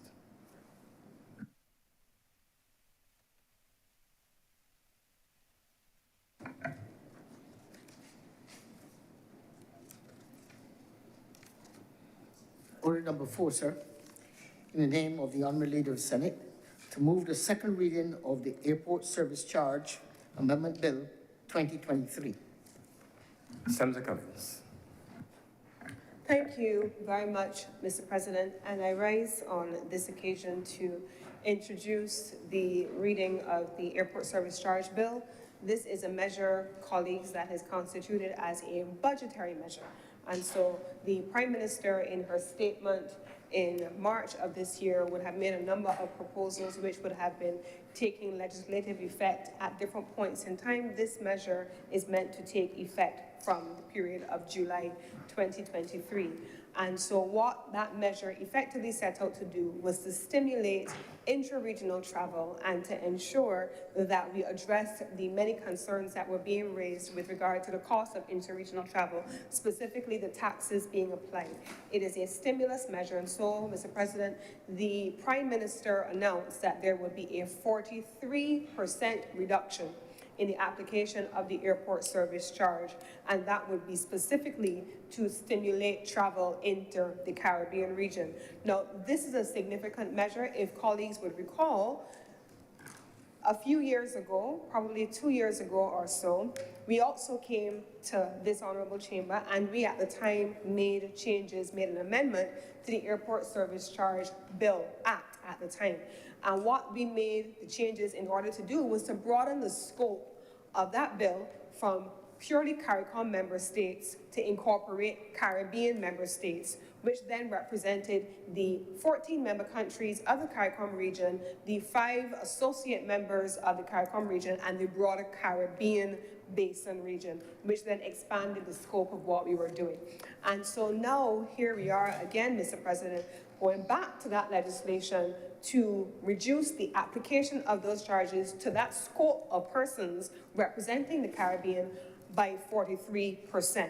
What that means, Mr. President, is that we are going to be seeing for the period July 1, 2023 through December 14, 2023, the payment of regional passenger charges from the region from USD $35 to USD $20 for the period that I have just described. This is significant, Mr. President, because it is meant to ensure that the partners that you have heard the Honourable Minister with responsibility for tourism in the other place speaking about, that this is meant to stimulate the work that they have been doing with the regional partners, in particular Air Antilles, Inter-Caribbean, and also Caribbean Airlines working in tandem with the officials from the Ministry of Tourism. So, Mr. President, this is the measure in summary. It really doesn't require much more to say than that. But there is more to this overall principle of supporting interregional travel than simply the intervention of a measure that speaks to the application of budgetary measures for the purpose of payment of taxes, Mr. President. Why would our Prime Minister and why would a government make interventions in order to stimulate travel? When we talk about tourism, when we talk about travel, especially when we talk about inter-regional travel, oftentimes the conversation is about leisure. People being able to travel for one reason or the other, for fun, to visit family and friends, because it's easy to do a hop, skip, and a jump. There is an extended regional conversation, certainly in the Caribbean Tourism Organization, about multi-destination tourism, where people can enter the region and go from one country to the other, and the removal of taxes that are too high or the reduction of taxes that may seem as though they inhibit regional travel becomes an inhibitor to that overall objective of multi-destination tourism. But Mr. President, one of the things that we also acknowledge is that there is a broader agenda. There is a significantly broader agenda, Mr. President, and that talks about Caribbean civilization overall. What is that agenda, Mr. President? When in early part of 2000, and we were preparing for the 2008 negotiation of an agreement with the European Union, the Caribbean region understood at the time that our base, the number of people in the Caribbean, was not large enough to be able to create the kinds of economies of scale that we needed. And so we created the entity for the purpose of the CARIFORM Economic Partnership Agreement we call the CARIFORM region, which is the CARICOM region plus the Dominican Republic. And we expanded to 16 million, a region that would have been significantly smaller for the purpose of negotiation with the EU. Now, why is that important in that context, in this context, Mr. President? Because if we, on the day after the region has celebrated CARICOM Day, in the week that we are celebrating the 50th anniversary of CARICOM, are not treating to the important issues of regional scope, regional integration, the regional movement of people, regional movement of goods, regional movement of capital, and the expansion of our market base in this CARICOM region, Mr. President, then we have not done justice to the vision of our forefathers who would have created the revised Treaty of Chaguaramas. It is important, Mr. President, that on this celebration of the occasion of CARICOM Day, that we give true effect to the movement of people throughout the region. And the revised Treaty of Chaguaramas provides for that. If we were to go through the various articles of the revised Treaty of Chaguaramas, Mr. President, we could start by talking about things like Article 41, which covers the industrial policy, Article 51, which deals with the community industrial policy. We could talk about Article 54, which deals with the regional services sector and the movement of people for the purpose of conducting business and conducting trade throughout the region. And we have the opportunity, Mr. President, even to talk about things like the movement of nationals throughout the region in Article 45. And then, of course, in Article 44, it specifically talks about the movement of introduction of measures to facilitate the establishment and provision of services. But there is a section, Mr. President, that is repeated throughout those various sections of the revised treaty that I would wish to draw attention to. And it reads as follows. It says, one of the things it says, if you were going to Article 54, Clause 3A, it talks about the efficient provision of infrastructural services, including telecoms, road, air, maritime, and other transportation. It specifically talks about the importance of the provision of air transportation for the purpose of the movement of services. That identical text, Mr. President, can be found in the sections relating to industrial policy. It is also important for those who are interested in agriculture because it is represented in the agricultural sector section of the treaty, Mr. President. And it also talks about the efficient movement of persons related to the institutions of functional cooperation in the Caribbean. Now, who are some of the entities of functional cooperation in this Caribbean region, Mr. President? Many of us in this room are graduates of the University of the West Indies, one of the most significant institutions of functional cooperation in the region. One University of the West Indies campus alone has approximately 25,000 students and faculty moving throughout this region every single year. One campus. The Mona campus, the St. Augustine campus, the Barbados campus, and now the latest campus, which is the Antigua campus, you have thousands of Caribbean nationals moving throughout this region as part of a functional cooperation institution that is the University of the West Indies, not to mention those that are involved in other entities like CARFA, like our healthcare, like the CARICOM Secretariat based in Guyana, moving throughout the region. We have just wrapped up the CARICOM Heads of Government meeting in Trinidad and Tobago. People move throughout the region for the conduct of CARICOM business every single day as part of the implementation of our regional project, the CARICOM Regional Integration Movement. And Mr. President, so I want us to begin to imagine a region that isn't promoting intra-regional travel because we want simply to be able to get away for a weekend, to go to a jazz festival in a neighboring island, or to go to carnival in a neighboring island, or to include ourselves and to get excited about a conference in a neighboring island. There is so much more that is a part of our economic development that is critical to our own process of evolution and Caribbean existential, or Caribbean civilization, I'm sorry, that the measures such as this would be important to. The next thing that I want to draw attention to, Mr. President, is what this then means for our long-standing discussion on the creation of new air links with other parts of the world. Mr. President, you have established that the Caribbean region and the Caribbean integration movement is critical. And so we are on the eve, on this CARICOM 50th anniversary, we are making the strides that we're making, and there is a discussion which is ongoing in the region for as long as I can remember about air links, airlifts, making it accessible, making it efficient. Will the bags arrive? Will you get there on time? Cancellations of flights, all of those are important conversations that continue to be dealt with. And a public-private sector conversation needs to be had around how we are going to capitalize our approach to the provision of effective and efficient air transportation. I think, Prime Minister, Mr. President, that what we're dealing with at this stage here is a public good. Why are the region's leaders speaking at all about air travel? Why are we speaking about the importance of air travel and making measures such as this to reduce by percentages that are not insignificant the cost of taxes being applied to air travel? Because regional leaders, and certainly Barbados acknowledges that regional travel is a public good. And it means that people are able to travel for all the reasons that I have just outlined in order to pursue the interests of the Caribbean community. Secondly, and perhaps finally, Mr. President, I want to specifically also make reference to the fact that beyond the region, Prime Minister very recently in addressing the country spoke about her recent travels and what was happening with the different countries and what people were saying. And she said something that stayed with me.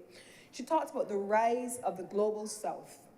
She talked about how countries in the South were collaborating more and more in their own interests and ensuring that they put the measures in place that facilitated their own development.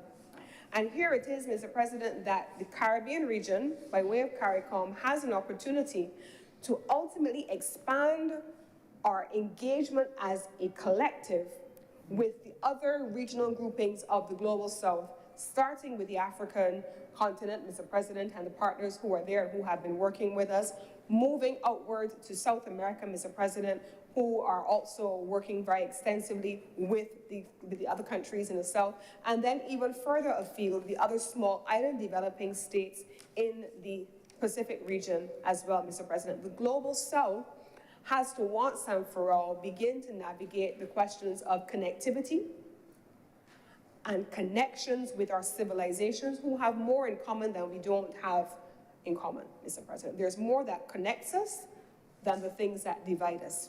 And so, Prime Minister, I believe when she was speaking on more than one occasion, has talked about how each time the Global South wants to move from one place to the other, we have to go through the North. We have to go either to the US, we have to go either to the UK.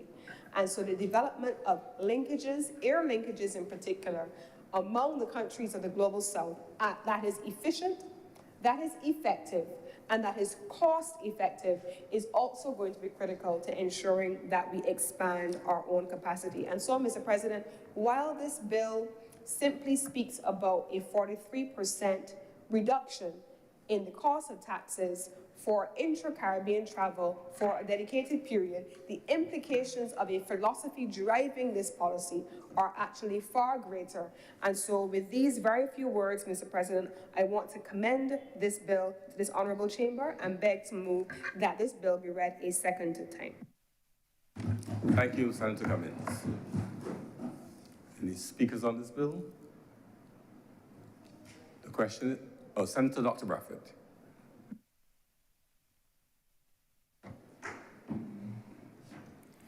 Thank you very much, Mr. President. Mr. President, I think it is clear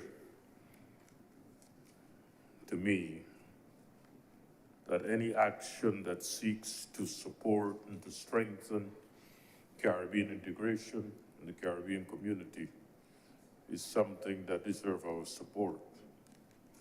As a small region, we're fully aware that unity is strength, and we must do all that we can to ensure functional cooperation between the countries of the region in order to achieve the goals which we seek as embodied in the revised Treaty of Chaguaramas. Mr. Chairman, I have one question which occurred to me as I read the proposal, and that is a question related to the temporal nature of the proposal. I know that it is from July 1st until December of this year. And I wondered as I read it, what happens next? What is the next step? What is the next proposal? Where are the elements of continuity, revision, or evaluation? In other words, is it proposed that after this period of initial experimentation, we will evaluate the policy to determine whether it has been successful or not? And if so, what then would be the next steps? I recognize it as an important step, but for my own understanding of what we're asked to approve, I ask the question as to what are the proposals for its continuity, evaluation, as we go forward. I'm obliged. Thank you, Senator Dr. Bradford. Senator Dr. Moronite. Thank you, Mr. President. I'll make a brief intervention. Yes, I'll make a brief intervention on this bill. Mr. President, the Leader of Government Business has reminded us of the importance of travel to the regional integration movement itself, right? And particularly in the context of the free movements of people, which are extremely important. I remember reading, it's not coming to my mind, a publication, a book, and being reminded that former Prime Minister Barrow, who we call the founder of independence, had said very eloquently that really and truly when we look at the integration movement, and particularly free movement, it is really a lived reality. It is the lived reality of people, even as we seek to establish the structures that we ought to be careful, in fact, that the structures facilitate the lived reality of people. And I'm reminded that particularly when I look at the nexus between travel and how it also facilitates and supports the cultural sector, which is extremely important. And particularly as we are within the context of crop over. The National Cultural Foundation in 2022, and we are hoping that the results of the study will be ready shortly, undertook an assessment to be able to assess and document the value of festival tourism, what is called festival tourism, people who are traveling specifically to come to festivals, and particularly in the context of crop over. Some of the initial data and analysis that came from that study, and we're still finalizing, indicates, of course, that in 2022 there was a fall-off, which was attributed to the demise of Liat. but that even within the context of 2022, when we weren't sure what was happening with COVID, where the crop over was going, that regional travel for persons coming to Barbados to participate still accounted for 11% of the travel, which again is significant.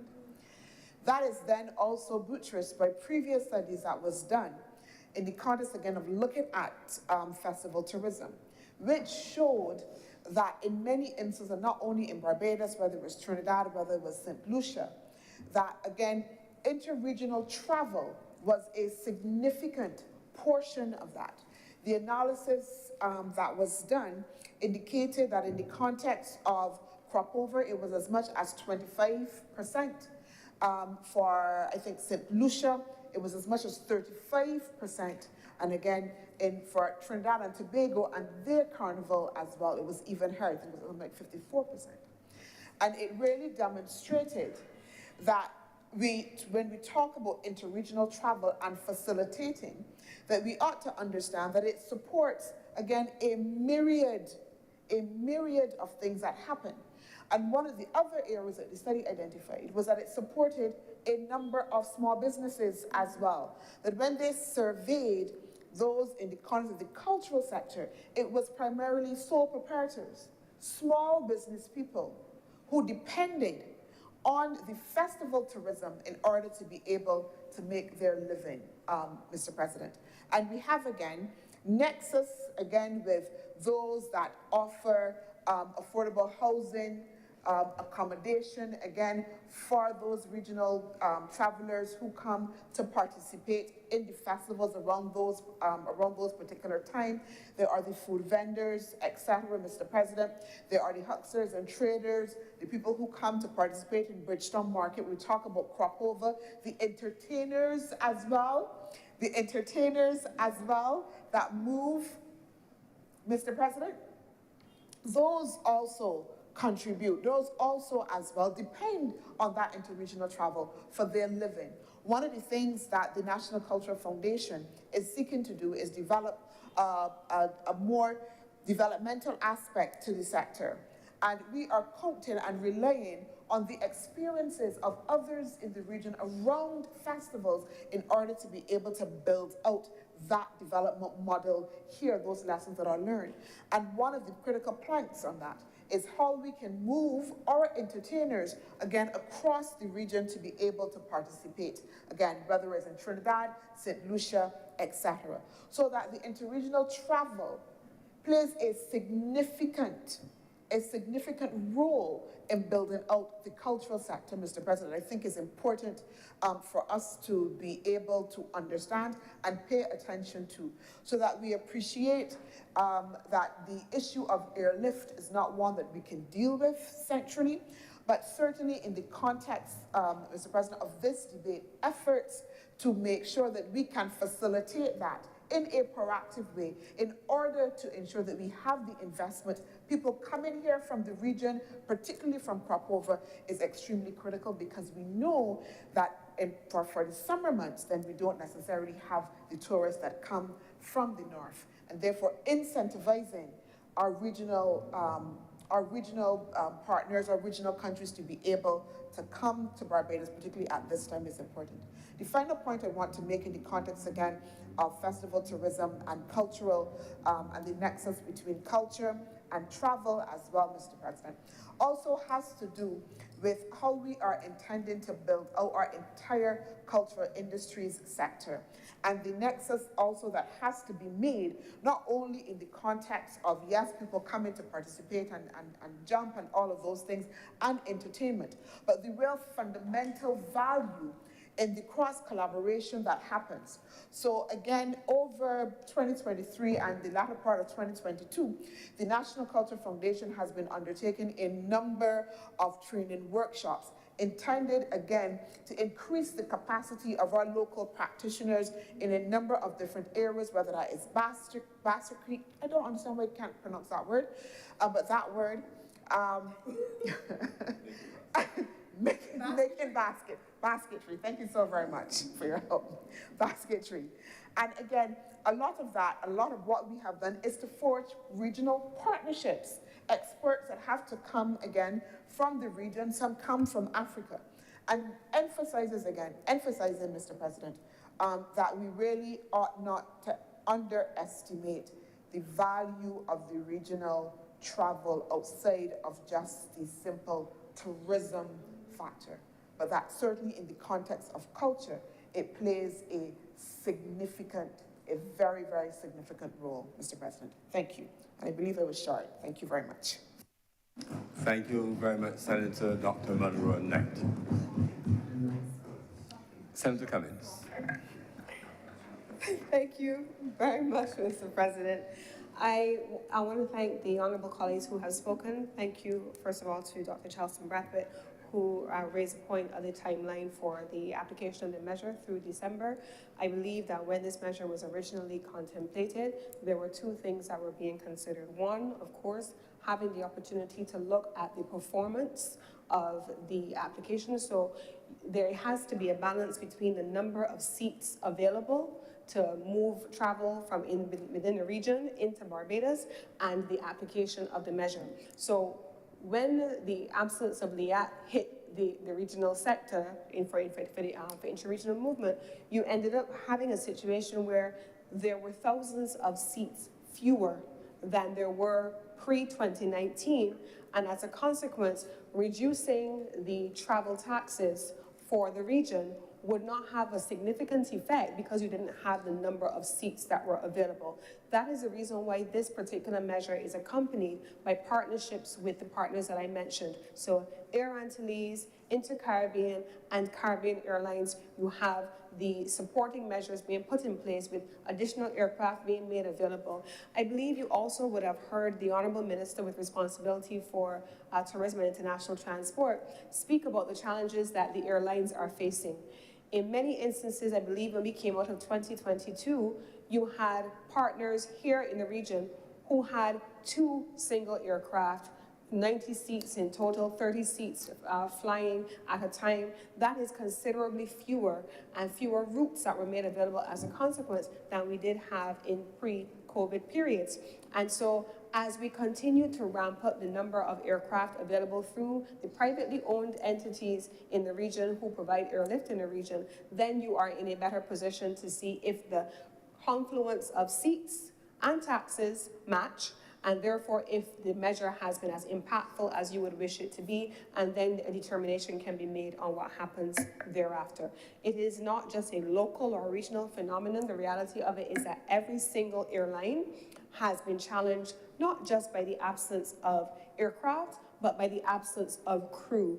And that really creates an opportunity for us to start to treat to the sector. I always used to say that tourism and international transport oftentimes used to be seen as the bastard stepchild on the outside that just didn't have any ownership to it, and we were very excited only about the tourism side of things. But the international transport is so critical to this because the provision of partnerships with airline carriers, for example, the development of the downstream skills and services, like those skills that help to create crew members for airlines. In the earlier measure that we debated, Mr. President, we talked about the creation of skills for sport. Equally so, what are the skills being developed in Barbados and across the region for the purpose of the development of the aviation sector? All of those are things which are critical when you hear airline partners talking about not just the absence of airlines and aircraft equipment, but also the absence of crew. They need to be able to crew up. They need to have people who are skilled and trained and are ready to go. So that really is the rationale for the measure being looked at in December, and I'm certain that the Honourable Prime Minister and the Honourable Minister will be in a position to make a determination at the end of the year. Now, the point made by Senator Dr. the Honourable Chantal Monroe Knight is also critical, especially in terms of festivals and culture. These are important things. If you were to look throughout the region, you have people who move, rightly as described, for the purpose of festivals, but you also have a lot of our perishable goods that come into the country on a daily basis using airlift. So the connections between airlift, not just for persons who are sitting in the top of the plane, but for the cargo that is traveling in the bottom of the plane, is critical for the development of our regional tradable sectors and our productive sectors, in particular our agricultural sector, that depends on time-bound movement for perishable goods. So that is critical, and so the implementation of a measure such as this adds to the profitability or the margin of return for an airline, which then is going to be supported by what we as a country do to ensure that we get seats filled in the top of the plane and cargo filled in the bottom of the plane, and people who are moving for the purpose of business and trading and culture and sport and all of the related things that contribute to really what we should be describing as the Caribbean identity. These are all things which are reflective of who we are as a people and what we aspire to be and what the forefathers of CARICOM intended for it to be. There is, Mr. President, a seminal piece that I believe many of us have read and are in possession of, which is the Time for Action report of CARICOM. And that is such a critical piece of knowledge for us as Caribbean people to understand what the forefathers of CARICOM and the visionaries who crafted the revised treaty intended for us as a region. And connectivity among our islands, whether by air or sea, has always been critical to our Caribbean civilization. And with these few words, Mr. President, I beg to move that this bill now be read a second time. The question is that this bill be read a second time. Honourable senators in favour, please say aye. Those against, please say no. Methinks the ayes have it. Mr. President, I beg to move that you do not leave the chair and the Senate is in committee for further consideration of this bill. The question is that I do not leave the chair, and the Honourable Senate resolve itself in the committee for further consideration of this bill. Honourable senators in favour, please say aye. Those against, please say no. Methinks the ayes have it.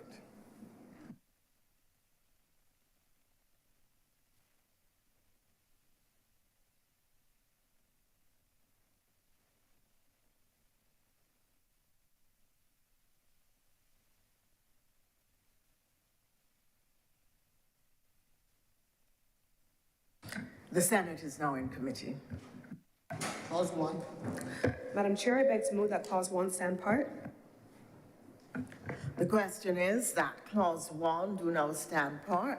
Will all honourable senators in favour please say aye? Aye. And those against, would you please say no? The ayes have it. Clause 2. Madam Chair, I beg to move that clause 2 do now stand part. The question is that clause 2 do now stand part. Will all honourable senators in favour please say aye? Aye. Those against, please say no. The ayes have it. Clause 3. Madam Chairman, I beg to move that clause 3 do now stand part. The question is that clause 3 do now stand part. Will all honourable senators in favour please say aye? Aye. Those against, please say no. The ayes have it. Madam Chair, I beg to move that you do not report to His Honour the President the passing of one bill in committee. The question is that I do now report to His Honour the President the passing of one bill in committee. Will all honourable senators in favour please say aye? Aye. Those against, would you please say no? The ayes have it.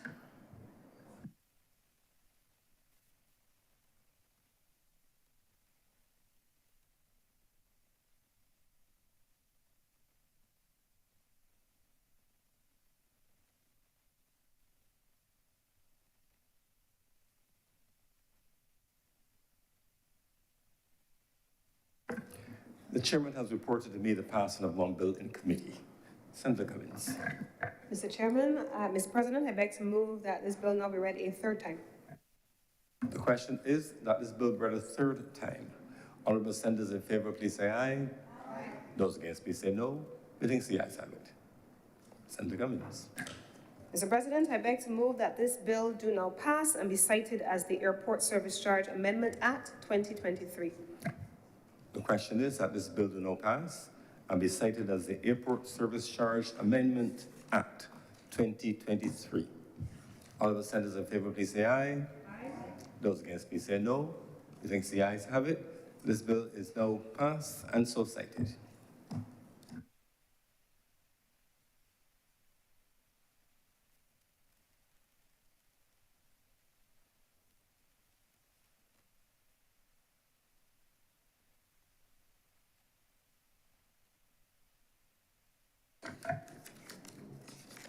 Order number 3, sir. In the name of the Honourable Leader of the Senate, to move the passing of a resolution to approve, in accordance with Section 5 of the Land Acquisition Act, Chapter 228, the compulsory acquisition by the state of a parcel of land situate Harrison's Plantation in the parish of St. Lucie in this island for public purposes, namely education, economic, and tourism development. Senator Collins. Mr. President, this is a bill that has been, I believe, ventilated extensively while it was debated and then passed in the other place. And so I'm going to just share a little bit about what was said in the other place when this bill was presented so that we are clear what the purpose is intended. In summary, Mr. President, what we are treating with is the acquisition of a parcel of land which is being compulsorily acquired. The land totals 36,507.3 square meters, or 3.65 hectares of land. It is situated at Harson's Plantation in St. Lucie, and it is being earmarked for the purposes that were intended, that were outlined, I believe: education, economic, and tourism development. Now, in the first instance, Mr. President, the Barbados Tourism Investment Inc. is the land is proposed to be vested in the Barbados Tourism Investment Inc. We have done transactions similar to this before. I believe that we have had a number of instances where land was acquired or purchased or vested or conveyed in the Barbados Tourism Investment Inc. for subsequent development in various areas. We have completed that in a number of parts of the country, and we have then seen the requisite requests for proposals. In this instance, however, Mr. President, this is a project that is earmarked for an educational activity in the north of the island, specifically, as referred to in the other place, a dental school that is meant for development here in Barbados. It was originally earmarked for another location, and it subsequently was found that the area originally proposed for this particular project was not ideal, and so it was felt that the development would be more suited for the area that is under acquisition at this time for consideration by this Honourable Chamber. Mr. President, we have the University of the West Indies that has historically conducted a range of activities, and interestingly, in the last measure, Mr. President, we spoke about how the institutions of functional cooperation have interfaced, and we do know, Mr. President, that traditionally the dental school facilities of the University of the West Indies have been based in St. Augustine in Trinidad. We do have, as Barbados continues to develop into the business of education, and that's really where I want to situate my comments here today, the business of education and how it produces long-term visitors to the country and therefore wider economic benefits across the productive sectors. This is the kind of project that is earmarked for this particular acquisition, Mr. President. In the first instance, it is expected that we will see a dental school here in Barbados, one. Secondly, it is expected that the ancillary services in support of the dental school will also be constructed in the area, and they will include facilities for dormitories for students. They will also include all of the additional supporting infrastructure that will be necessary for a school. And then thirdly and finally, the expectation, Mr. President, is that you would have tourism development specifically connected to the persons visiting Barbados for the purpose of either academic, faculty, or for persons who are here visiting their students and their family, their friends who are at the school, and there is meant to be a hotel development also on these lands. And so, Mr. President, it is my understanding from the briefing on this particular project and on the presentation in the other place that this is a significant development which is earmarked for this part of the country. It is an opportunity that is going to lend itself to the creation of new jobs both in construction and in the various sectors that are going to be undertaken there. It is an opportunity also for the agricultural sector to sell products and goods into the university there. We have seen here in Barbados, once upon a time, we used to have a single university here on island, which was the UWI. We still have our own university, the University of West Indies, owned by us. But we also have seen the evolution of a range of offshore medical schools all across Barbados. Ross University is the most visible one that we see oftentimes. And Mr. President, if we were to go to Coverley on any given Saturday afternoon, it looks like a small city where persons who are there, they're living, you have residences which have evolved, and persons are able to get rental income from their properties in Coverley. You have all of the retail activity which is taking place also in Coverley. You have salons that have moved into the area, restaurants that are in the area, a gas station in the area, and it has become a hive of activity, and with it, economic opportunity for people who are able to benefit from that. Equally so in the Haggett Hall area. You have seen the area around Sky Mall and now the one Haggett Hall area with Starbucks, McFry's, and I think some Subway. Those places are hives of activity, and I had the opportunity, Mr. President, to have a conversation as business minister with a couple of the proprietors in that area, and they said to me, their businesses are thriving largely because of the presence of Ross University in the LASC facility just down the street. On mornings, when you go for your coffee or whatever it is you're going for in Starbucks, your freshers or your refreshers or whatever it is, the line is always filled. The only time you could get into Starbucks easily is in the holiday season when students are not coming there throughout the day. Worse yet, during exam season, they are there throughout the day and into the evening. Same thing for Subway, for food. Same way for the new business that has also been there. And now you see ATM facilities and so on also popping up in the area. And so the combination in the Haggett Hall area of the Barbados Community College down the road and the Ross University students just right there has created a new type of commercial activity in the Haggett Hall area. And it is my expectation that equally so, when this new facility is constructed and completed and populated in the St. Lucie area, I can expect, on the basis of what we're seeing in these two other locations, that the same will apply, in particular, if it is even on a larger scale. And I'm looking forward to the rollout of this project by the principals in collaboration with the ministries with responsibility for housing and lands, the BTII, and later on down the road, the Ministry of Health, and of course the Ministry of Education as supporting institutions. And with these very few words, Mr. President, I beg to move that this resolution do now pass. Thank you, Senator Cummins. Any speakers? Her Honourable Senator Thompson. Thank you very much, Mr. President. I would wish to support the measure before the chamber and indeed to commend government for this new development. It is interesting, the longer you live, the more you see.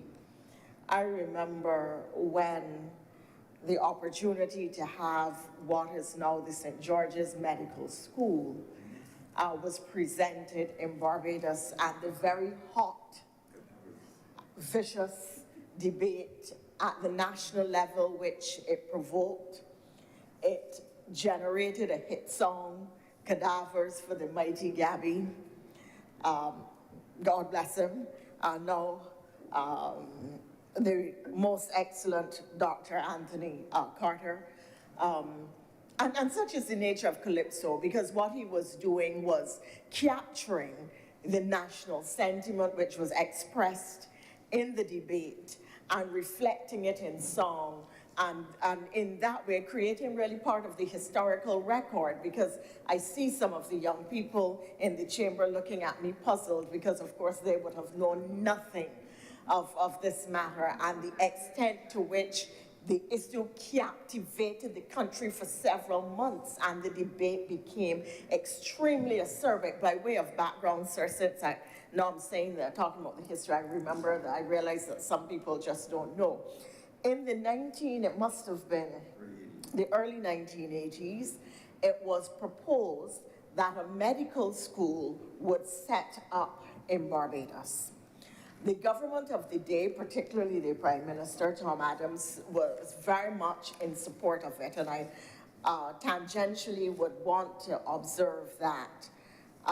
You know, it is amazing how much foresight Tom Adams had as a Prime Minister when you look at the fact that this was the Prime Minister who established the offshore financial services sector, with whom we saw the first redevelopment of what was then of the Grantley Adams Airport, the development of the central bank and everything that came with it, the development of the ABC Highway, the Tenantries Freehold Purchase Act, the development of the post office, and I could go on and go on. But at the political level, at the level of policy development, it really was a very exciting and pivotal development period for the country, because much of the benefits that we are reaping now were sown at that time. The development of the solar water heater industry in Barbados. I mean, however you look at it, it really was an excellent period in the country's development, which paved the way for what we are enjoying today and much of what we are still going to benefit from in the future. So it was proposed that this medical school would come to Barbados, but the country opposed it. The average member of the public, and sometimes you just have to lead even when the public is resisting, and do what you know is right, or do what you know people will benefit from. The government did that on the offshore sector, which was also highly opposed at the time, the ABC Highway, which was highly opposed at the time. We take these things for granted now and can't imagine the country without them. But during the period when they were contemplated, the government faced stiff opposition from the official opposition and from the country, and had to take very, very hard decisions, which caused them to be unpopular at the time. In time, we have recognized that they were right, but on this one, the government retreated. And it is interesting that many of the senior medical professionals who were big brand names in Barbados at the time were themselves opposed to this idea of having an offshore medical school in Barbados. And one of the issues on which it turned and on which the song, Gabby's song itself is grounded, is the whole matter of how would bodies which were used to train the students be properly maintained, or whether it would cause health challenges, or whether or not grave diggers would be digging up people's bodies at night. I mean, you know, looking back now, it seems so utterly ridiculous, but all of that became part of the national debate, and Gabby capitalized on it. And we sing the song, we dance, we laugh, but that is in fact the background. The medical school went on to Grenada and became what is today known as St. George's, has become a major, well-recognized school at the international level, but more important for Grenada, has helped to anchor the Grenada economy for the last 40 or so years in ways that were never, they didn't even, I think, fully appreciate at the time, the extent to which it would spur industry, activity, jobs, new training, opportunities for locals. I have given a lecture at St. George's Medical, been invited to do so and gone down there. And so it has even attracted, I don't want to say academics and intellectuals, sir, having just said that I gave a lecture, but it has attracted persons from the rest of the Caribbean to give their services and so on there. So sometimes we have to take decisions when the population isn't necessarily with us. Anyway, the point is that the history has worked out the way it has. St. George's is where it is, and we have come late to the game of the offshore medical schools and the offshore medical centers and so on. It is, so I commend the fact that we are, after all this time, another Barbados Labour Party administration has taken these decisions, and we have attracted Ross, American International, I think it is called, and several others are now making Barbados their home base. And the reality is that it has potential for creating jobs and opportunities here, for establishing Barbados's name in yet another field and area of expertise. And one would understand why Barbados is attractive to this kind of external investment. A good road network, telecommunications that work, a relatively safe country, although we quarrel about the level of crime, and well, we should, and although, as Senator Nichols said earlier, people are breaking down defenses at FETs and doing things that are undesirable. Really, when you compare Barbados' statistics with the rest of the Caribbean, this is still a relatively safe society.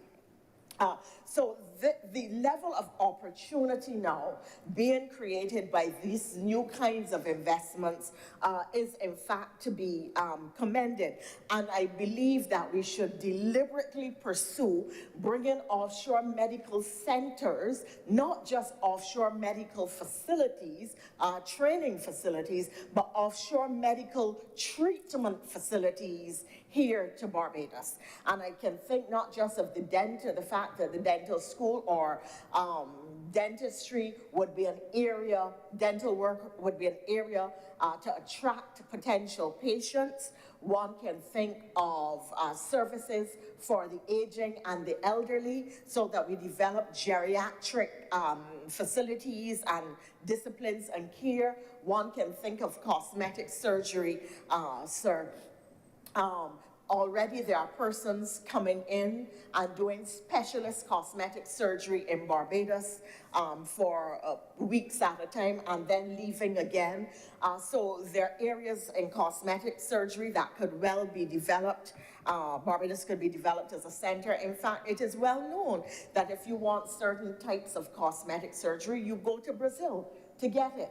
And there's no reason why, given our skilled medical personnel and very good health facilities, comparatively speaking, throughout the Caribbean, there's no reason why we cannot have well-developed centers here. In fact, sir, I remember walking along the street and someone stopping me to ask me if I'd had cosmetic work done on a particular part of my anatomy, because at the time the one of the specialists who comes in to do that kind of work was present. But I have to laugh, sir, at life, you know. But it is a reality that you can now have a body that is made to specifications. You can get all kinds of enhancements or indeed reductions, sir.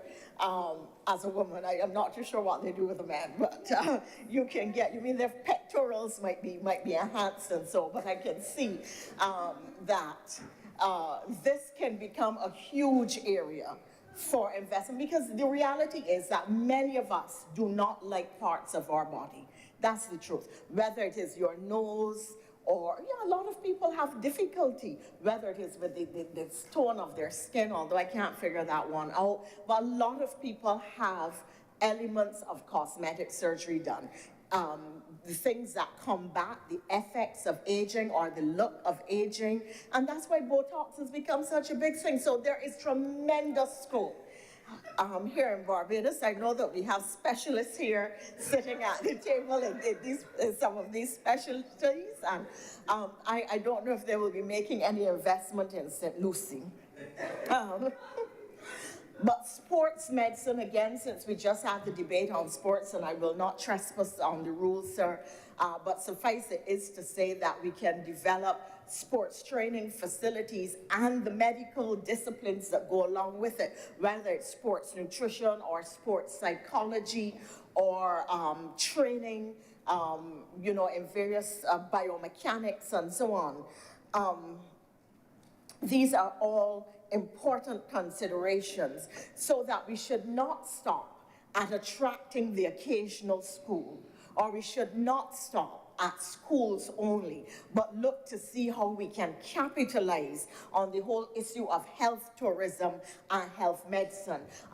There are many people who are recovering from surgery, who are mobile, and could come easily to a place like Barbados where they could rest and recuperate without intensive care being required.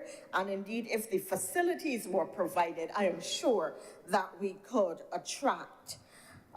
We have made other forays into this whole business of using education, because education and edutainment are two of the fastest growing sectors that are utilizing the technology. People already come here for language training from out of Latin America. UE has become a big center in this regard. We have people who are engaged in various types of cooperative exchanges between our University of the West Indies, and other universities of excellent repute, whether out of the UK, the US, or further afield. And therefore, the use of the technology and the capacity of the technology and the fact that our young people are trained in the technology really allows us to create a more borderless economy and attract foreign exchange earnings and bring people here for the business of learning, or have them stay in their space but become a Barbados student or a student of the University of the West Indies.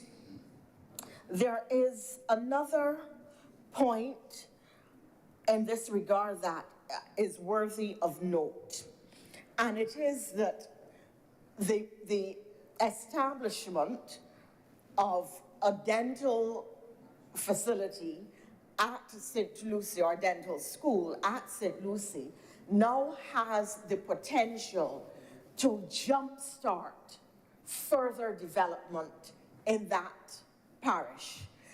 There had been a time when a sitting parliamentarian in the other place used to call routinely for an aircraft, an airport in St. Lucie at a time when there was no economic activity to support it, and the only thing you could have landed there was a few black belly sheep and yard fowls. But no, sir, with this kind of new investment and development going into St. Lucie, the Barbados Labour Party manifesto, I think, of 2018 and 2022, both of them do speak to the issue of the creation of new piers, new ship piers, cruise piers at St. Lucie, and it is something to which we can give consideration, because the existence of the dental school is going to mean, as the Honourable Leader of the Chamber said, of Government Business, meals. These students are going to need meals. A lot of them don't cook. They go out and they buy meals constantly, whether they have somebody home cooking for them or they're going to restaurants. They require laundry services like everybody else. The females will get their hair and nails done. They require laundry services. They will be paying rents, so that there's an opportunity for people who have property in the area to get revenue generation from it, foreign exchange earnings. Some may have a room or add on a room or convert their garage to a studio apartment. Others will build there will be purpose-built accommodation for some of the students. But I think that we are going to see this dental school, this educational facility, act as a boon to development in the area. And that is a highly desirable thing. In addition to these points, I think I want to make one final one, sir, and it is this. Wherever universities or large educational facilities exist, there is tremendous potential for those facilities to exert positive pressures on the communities around them. We have not, I think, created any rules that allow us to insist that new educational facilities and large facilities should be LED certified, for instance, should be completely green. Because if we are talking about transitioning to a green Barbados and moving away from electricity, moving away from fossil fuels, part of the way to do it is to ensure that when large facilities like this come on stream, that they do in fact have to be green facilities. So they should be where wind, recycling, solar, etc. can be utilized. This is what we should insist on, and therefore I would like to hope that as part of the conditionalities imposed on those coming, that we insist on having a green facility. Thank you. In addition to the issue of the positive influence which such large facilities and institutions can exert on the communities around them, the other area in which they can do so potentially is in the area of procurement. They can positively influence what happens in the community. All of the farms in the community should be supplying this facility and the accommodation that is built for the students. They should have policies that, for instance, ensure that youth-owned businesses and female-owned businesses and small community-based businesses are the ones which are the primary suppliers of goods and services. And I have nothing against big businesses, but St. Lucie is the northernmost part of the island, and this really can create new economic activity. If the goods and services can come from the local community, it would make a tremendous difference to the lives and fortunes of people who live in that area. I think we are going to see those with cash and capital, like maybe some of my colleagues, rushing to invest in St. Lucie, and others, because clearly that will now happen, because once one school goes there, and St. Lucie does have the land space. So there is the potential for different ranges of activities to be established there.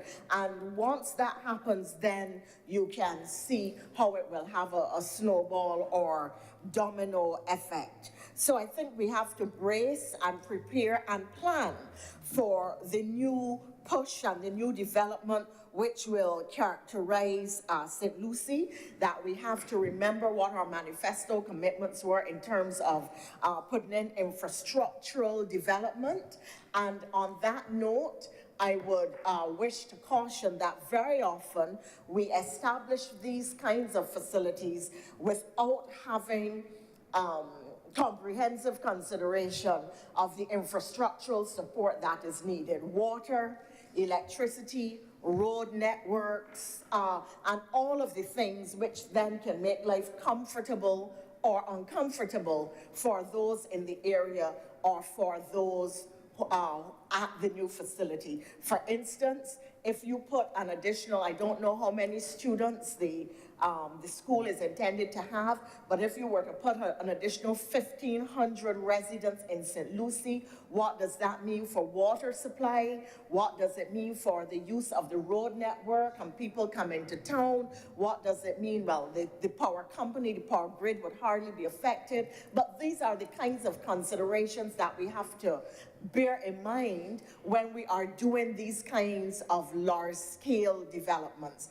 So I hope that the appropriate and commensurate planning processes are already underway, and that we are not just saying yes to the school and perhaps to other development of facilities in the area without ample consideration for how it will impact on old Miss Jones, who still needs to have her water, her quality of life, who has lived close to the area for the last 60 years, grew up on that spot. Well, oh, Miss Jones, 60 years. No, I think I want to raise the age, sir, because, oh, Miss Thompson, yes, everyone be here. But that's the point, that you don't want to adversely impact on the residential community, which is residential communities which are established there, who could potentially be adversely impacted if the planning and infrastructural considerations are not properly addressed at an early hour in the development of the new facilities that I anticipate are going to be going to St. Lucie. So with these words, I don't know if there were few, maybe few for me, sir, I don't know, I didn't watch the clock, but I'm happy to support this measure and to say that I look forward. I spend a lot of time living in St. Lucie, sir, and I look forward to the positive developments that this will bring to the parish and the surrounding communities on the whole. I look with great keen anticipation on what it could possibly mean for developing Barbados as a center in the Caribbean for dental specializations, because there are so many, and still in several countries in the Caribbean, they don't have the degree of dental specializations that we do. In fact, you know, you come to Barbados and people have excellent teeth, and you see it when they speak, when they smell, but you go to other places and, you know, you can tell that there's a dearth of dental practitioners in the country, and we would want to be able to offer services beyond our national shores. So I think this has tremendous potential, not only to spark development at the national level and in the community, but for us to really think strategically about what other disciplines or what other medical facilities and tourism, health tourism-based facilities we can bring to St. Lucie and to the country. And with those, sir, I give my support and say to you that I'm much obliged. Thank you very much, Your Honor, Senator Thompson. Senator Maynard. Thank you, Mr. President. I suspect that Senator Thompson doesn't see the same teeth that I see. Mr. President, this country has never had a system for administering public dental care across the board.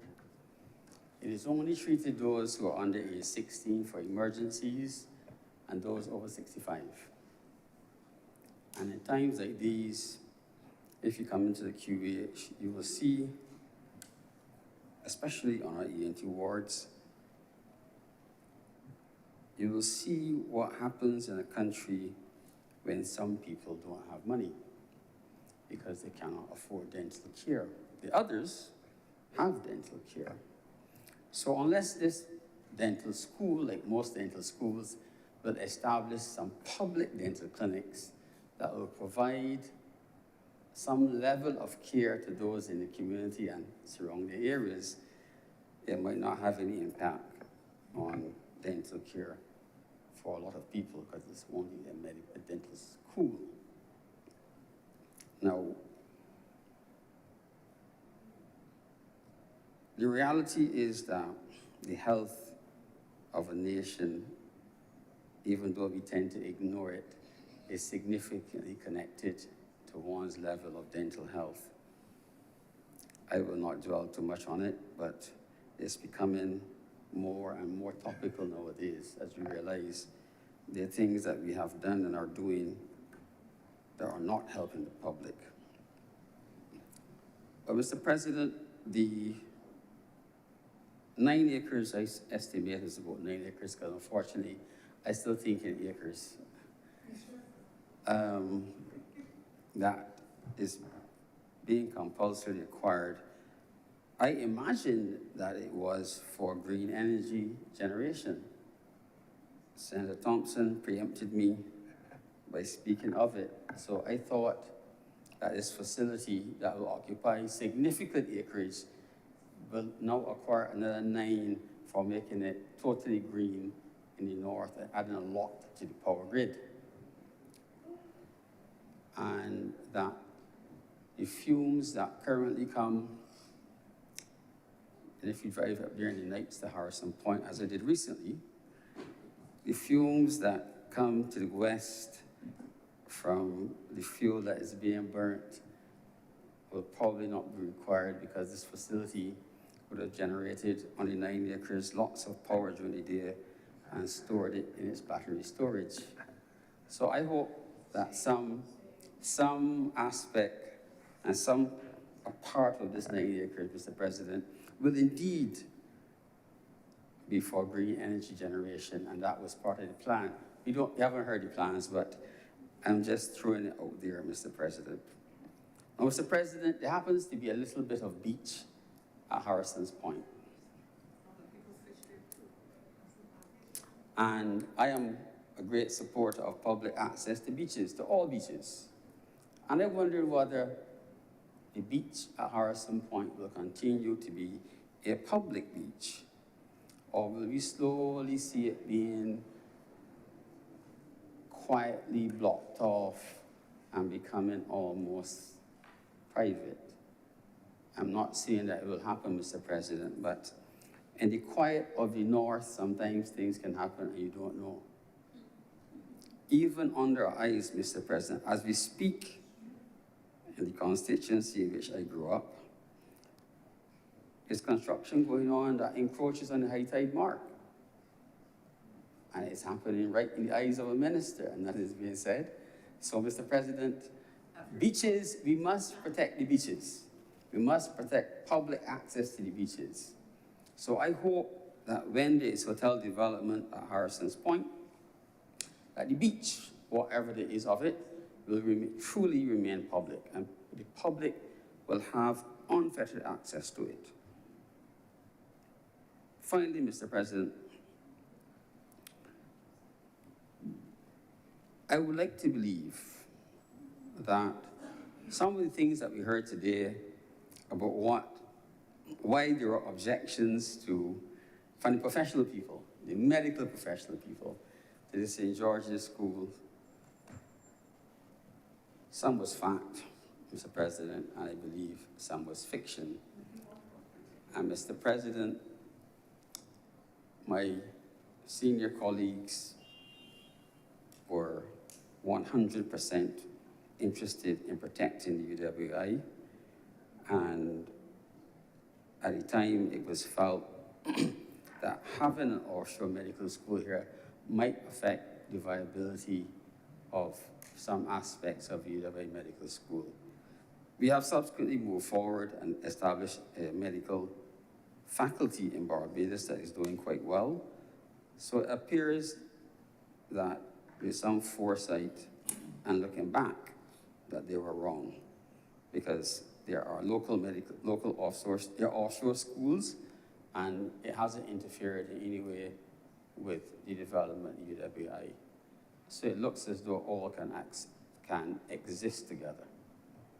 So in some ways, the noise that was being made at the time might have been wrong, but it never happened, so we can't say anything about it. Now, I would like to think, Mr. President, that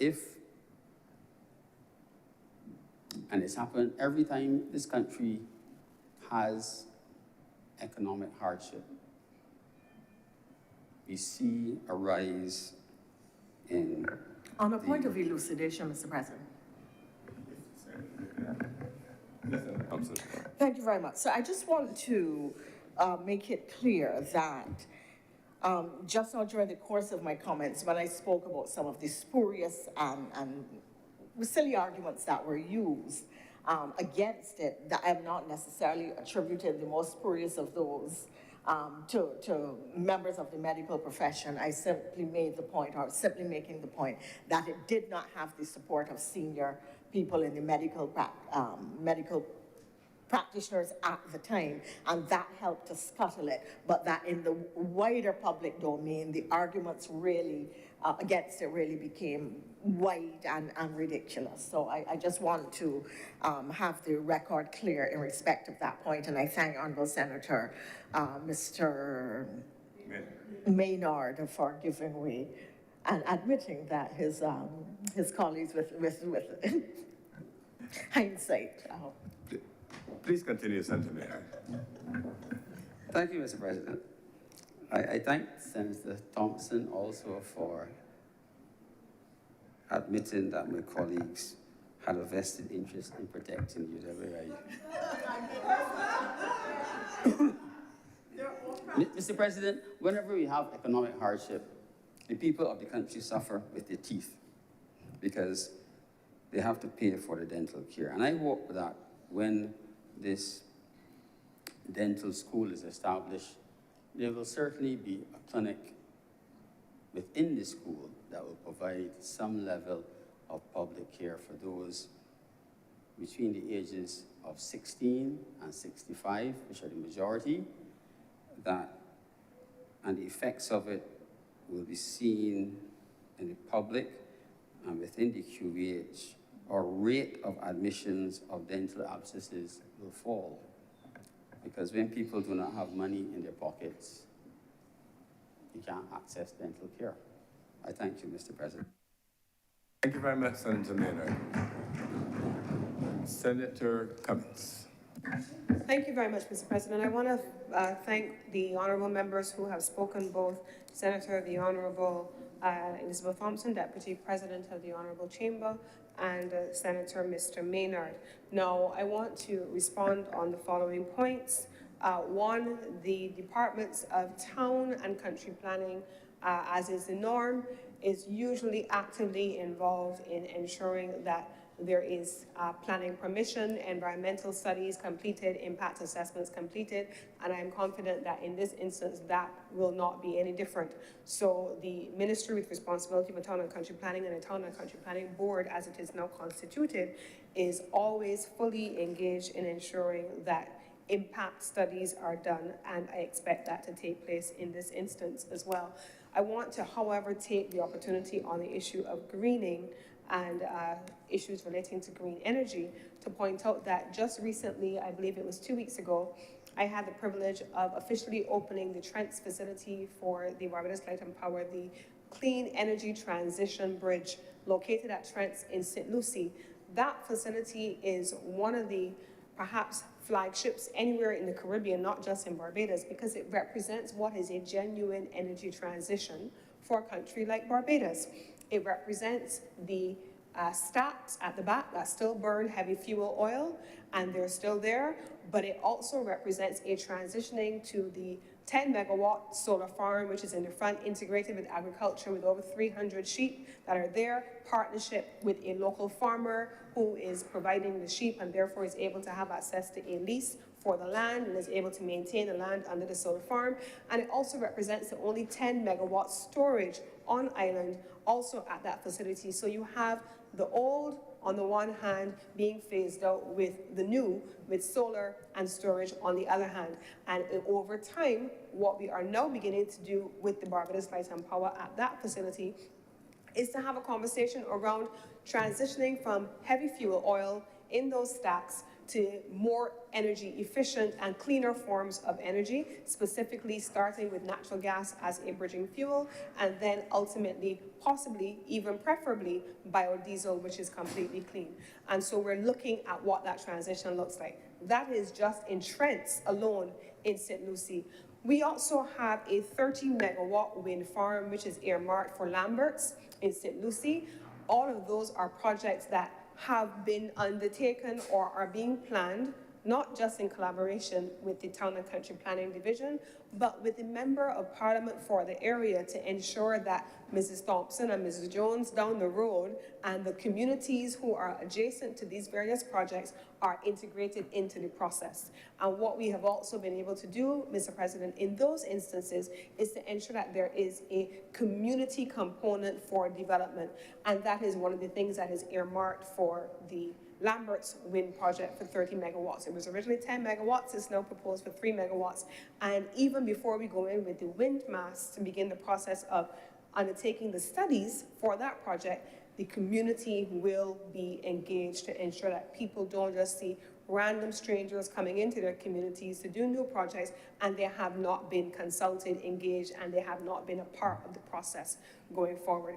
Equally so, the agriculture sector, Mount Poirier, the BADMC has an extensive project in St. Lucie as well, as does Mount Gay Distilleries. also in Oxnard, in St. Lucie. There is a considerable amount of work being done, in particular in the St. Lucie area, in onshore wind and in solar PV as connected to the energy sector. And we are committed to continuing to ensuring that the communities are a part of that. So given all that I have said, Mr. President, I have no expectation that any of the new infrastructure projects, not just this one, will not therefore be integrated into our overall energy planning. In fact, we have undertaken to comprise, with the assistance of the Ministry with responsibility for town and country planning and the ministry that deals with infrastructure, the two ministries, there is one ministry, we have undertaken to get from them all of the infrastructure projects that are taking place all across the country, all of the housing projects that are earmarked all across the country, and we have begun to project outwards, certainly over the next 5 years, next 10 years, an energy map that tells us where Barbados is likely to have a progression based on our Capital Works program. We have gone even further, Mr. President, beyond green energy. We have also asked the National Petroleum Corporation also to map their own expansion, and I am in receipt of a first draft of what that looks like, which then maps not just commercial development on the one hand, but how that commercial development will benefit the residential communities, the Miss Thompsons and the Miss Josephs and the Miss Cummins nearby, to make sure that all of those persons are also able to benefit from the expansion in Capital Works projects at the residential level, and most importantly, at the community level. So that is the commitment of this government, and that is what we have been doing in St. Lucie, and all the way from St. Lucie to St. Philip, and from St. Joseph to St. Michael and to Christchurch and everything in between, Mr. President. Now, I am very supportive also of the notion of offshore schools in Barbados. I am very supportive of the business of education.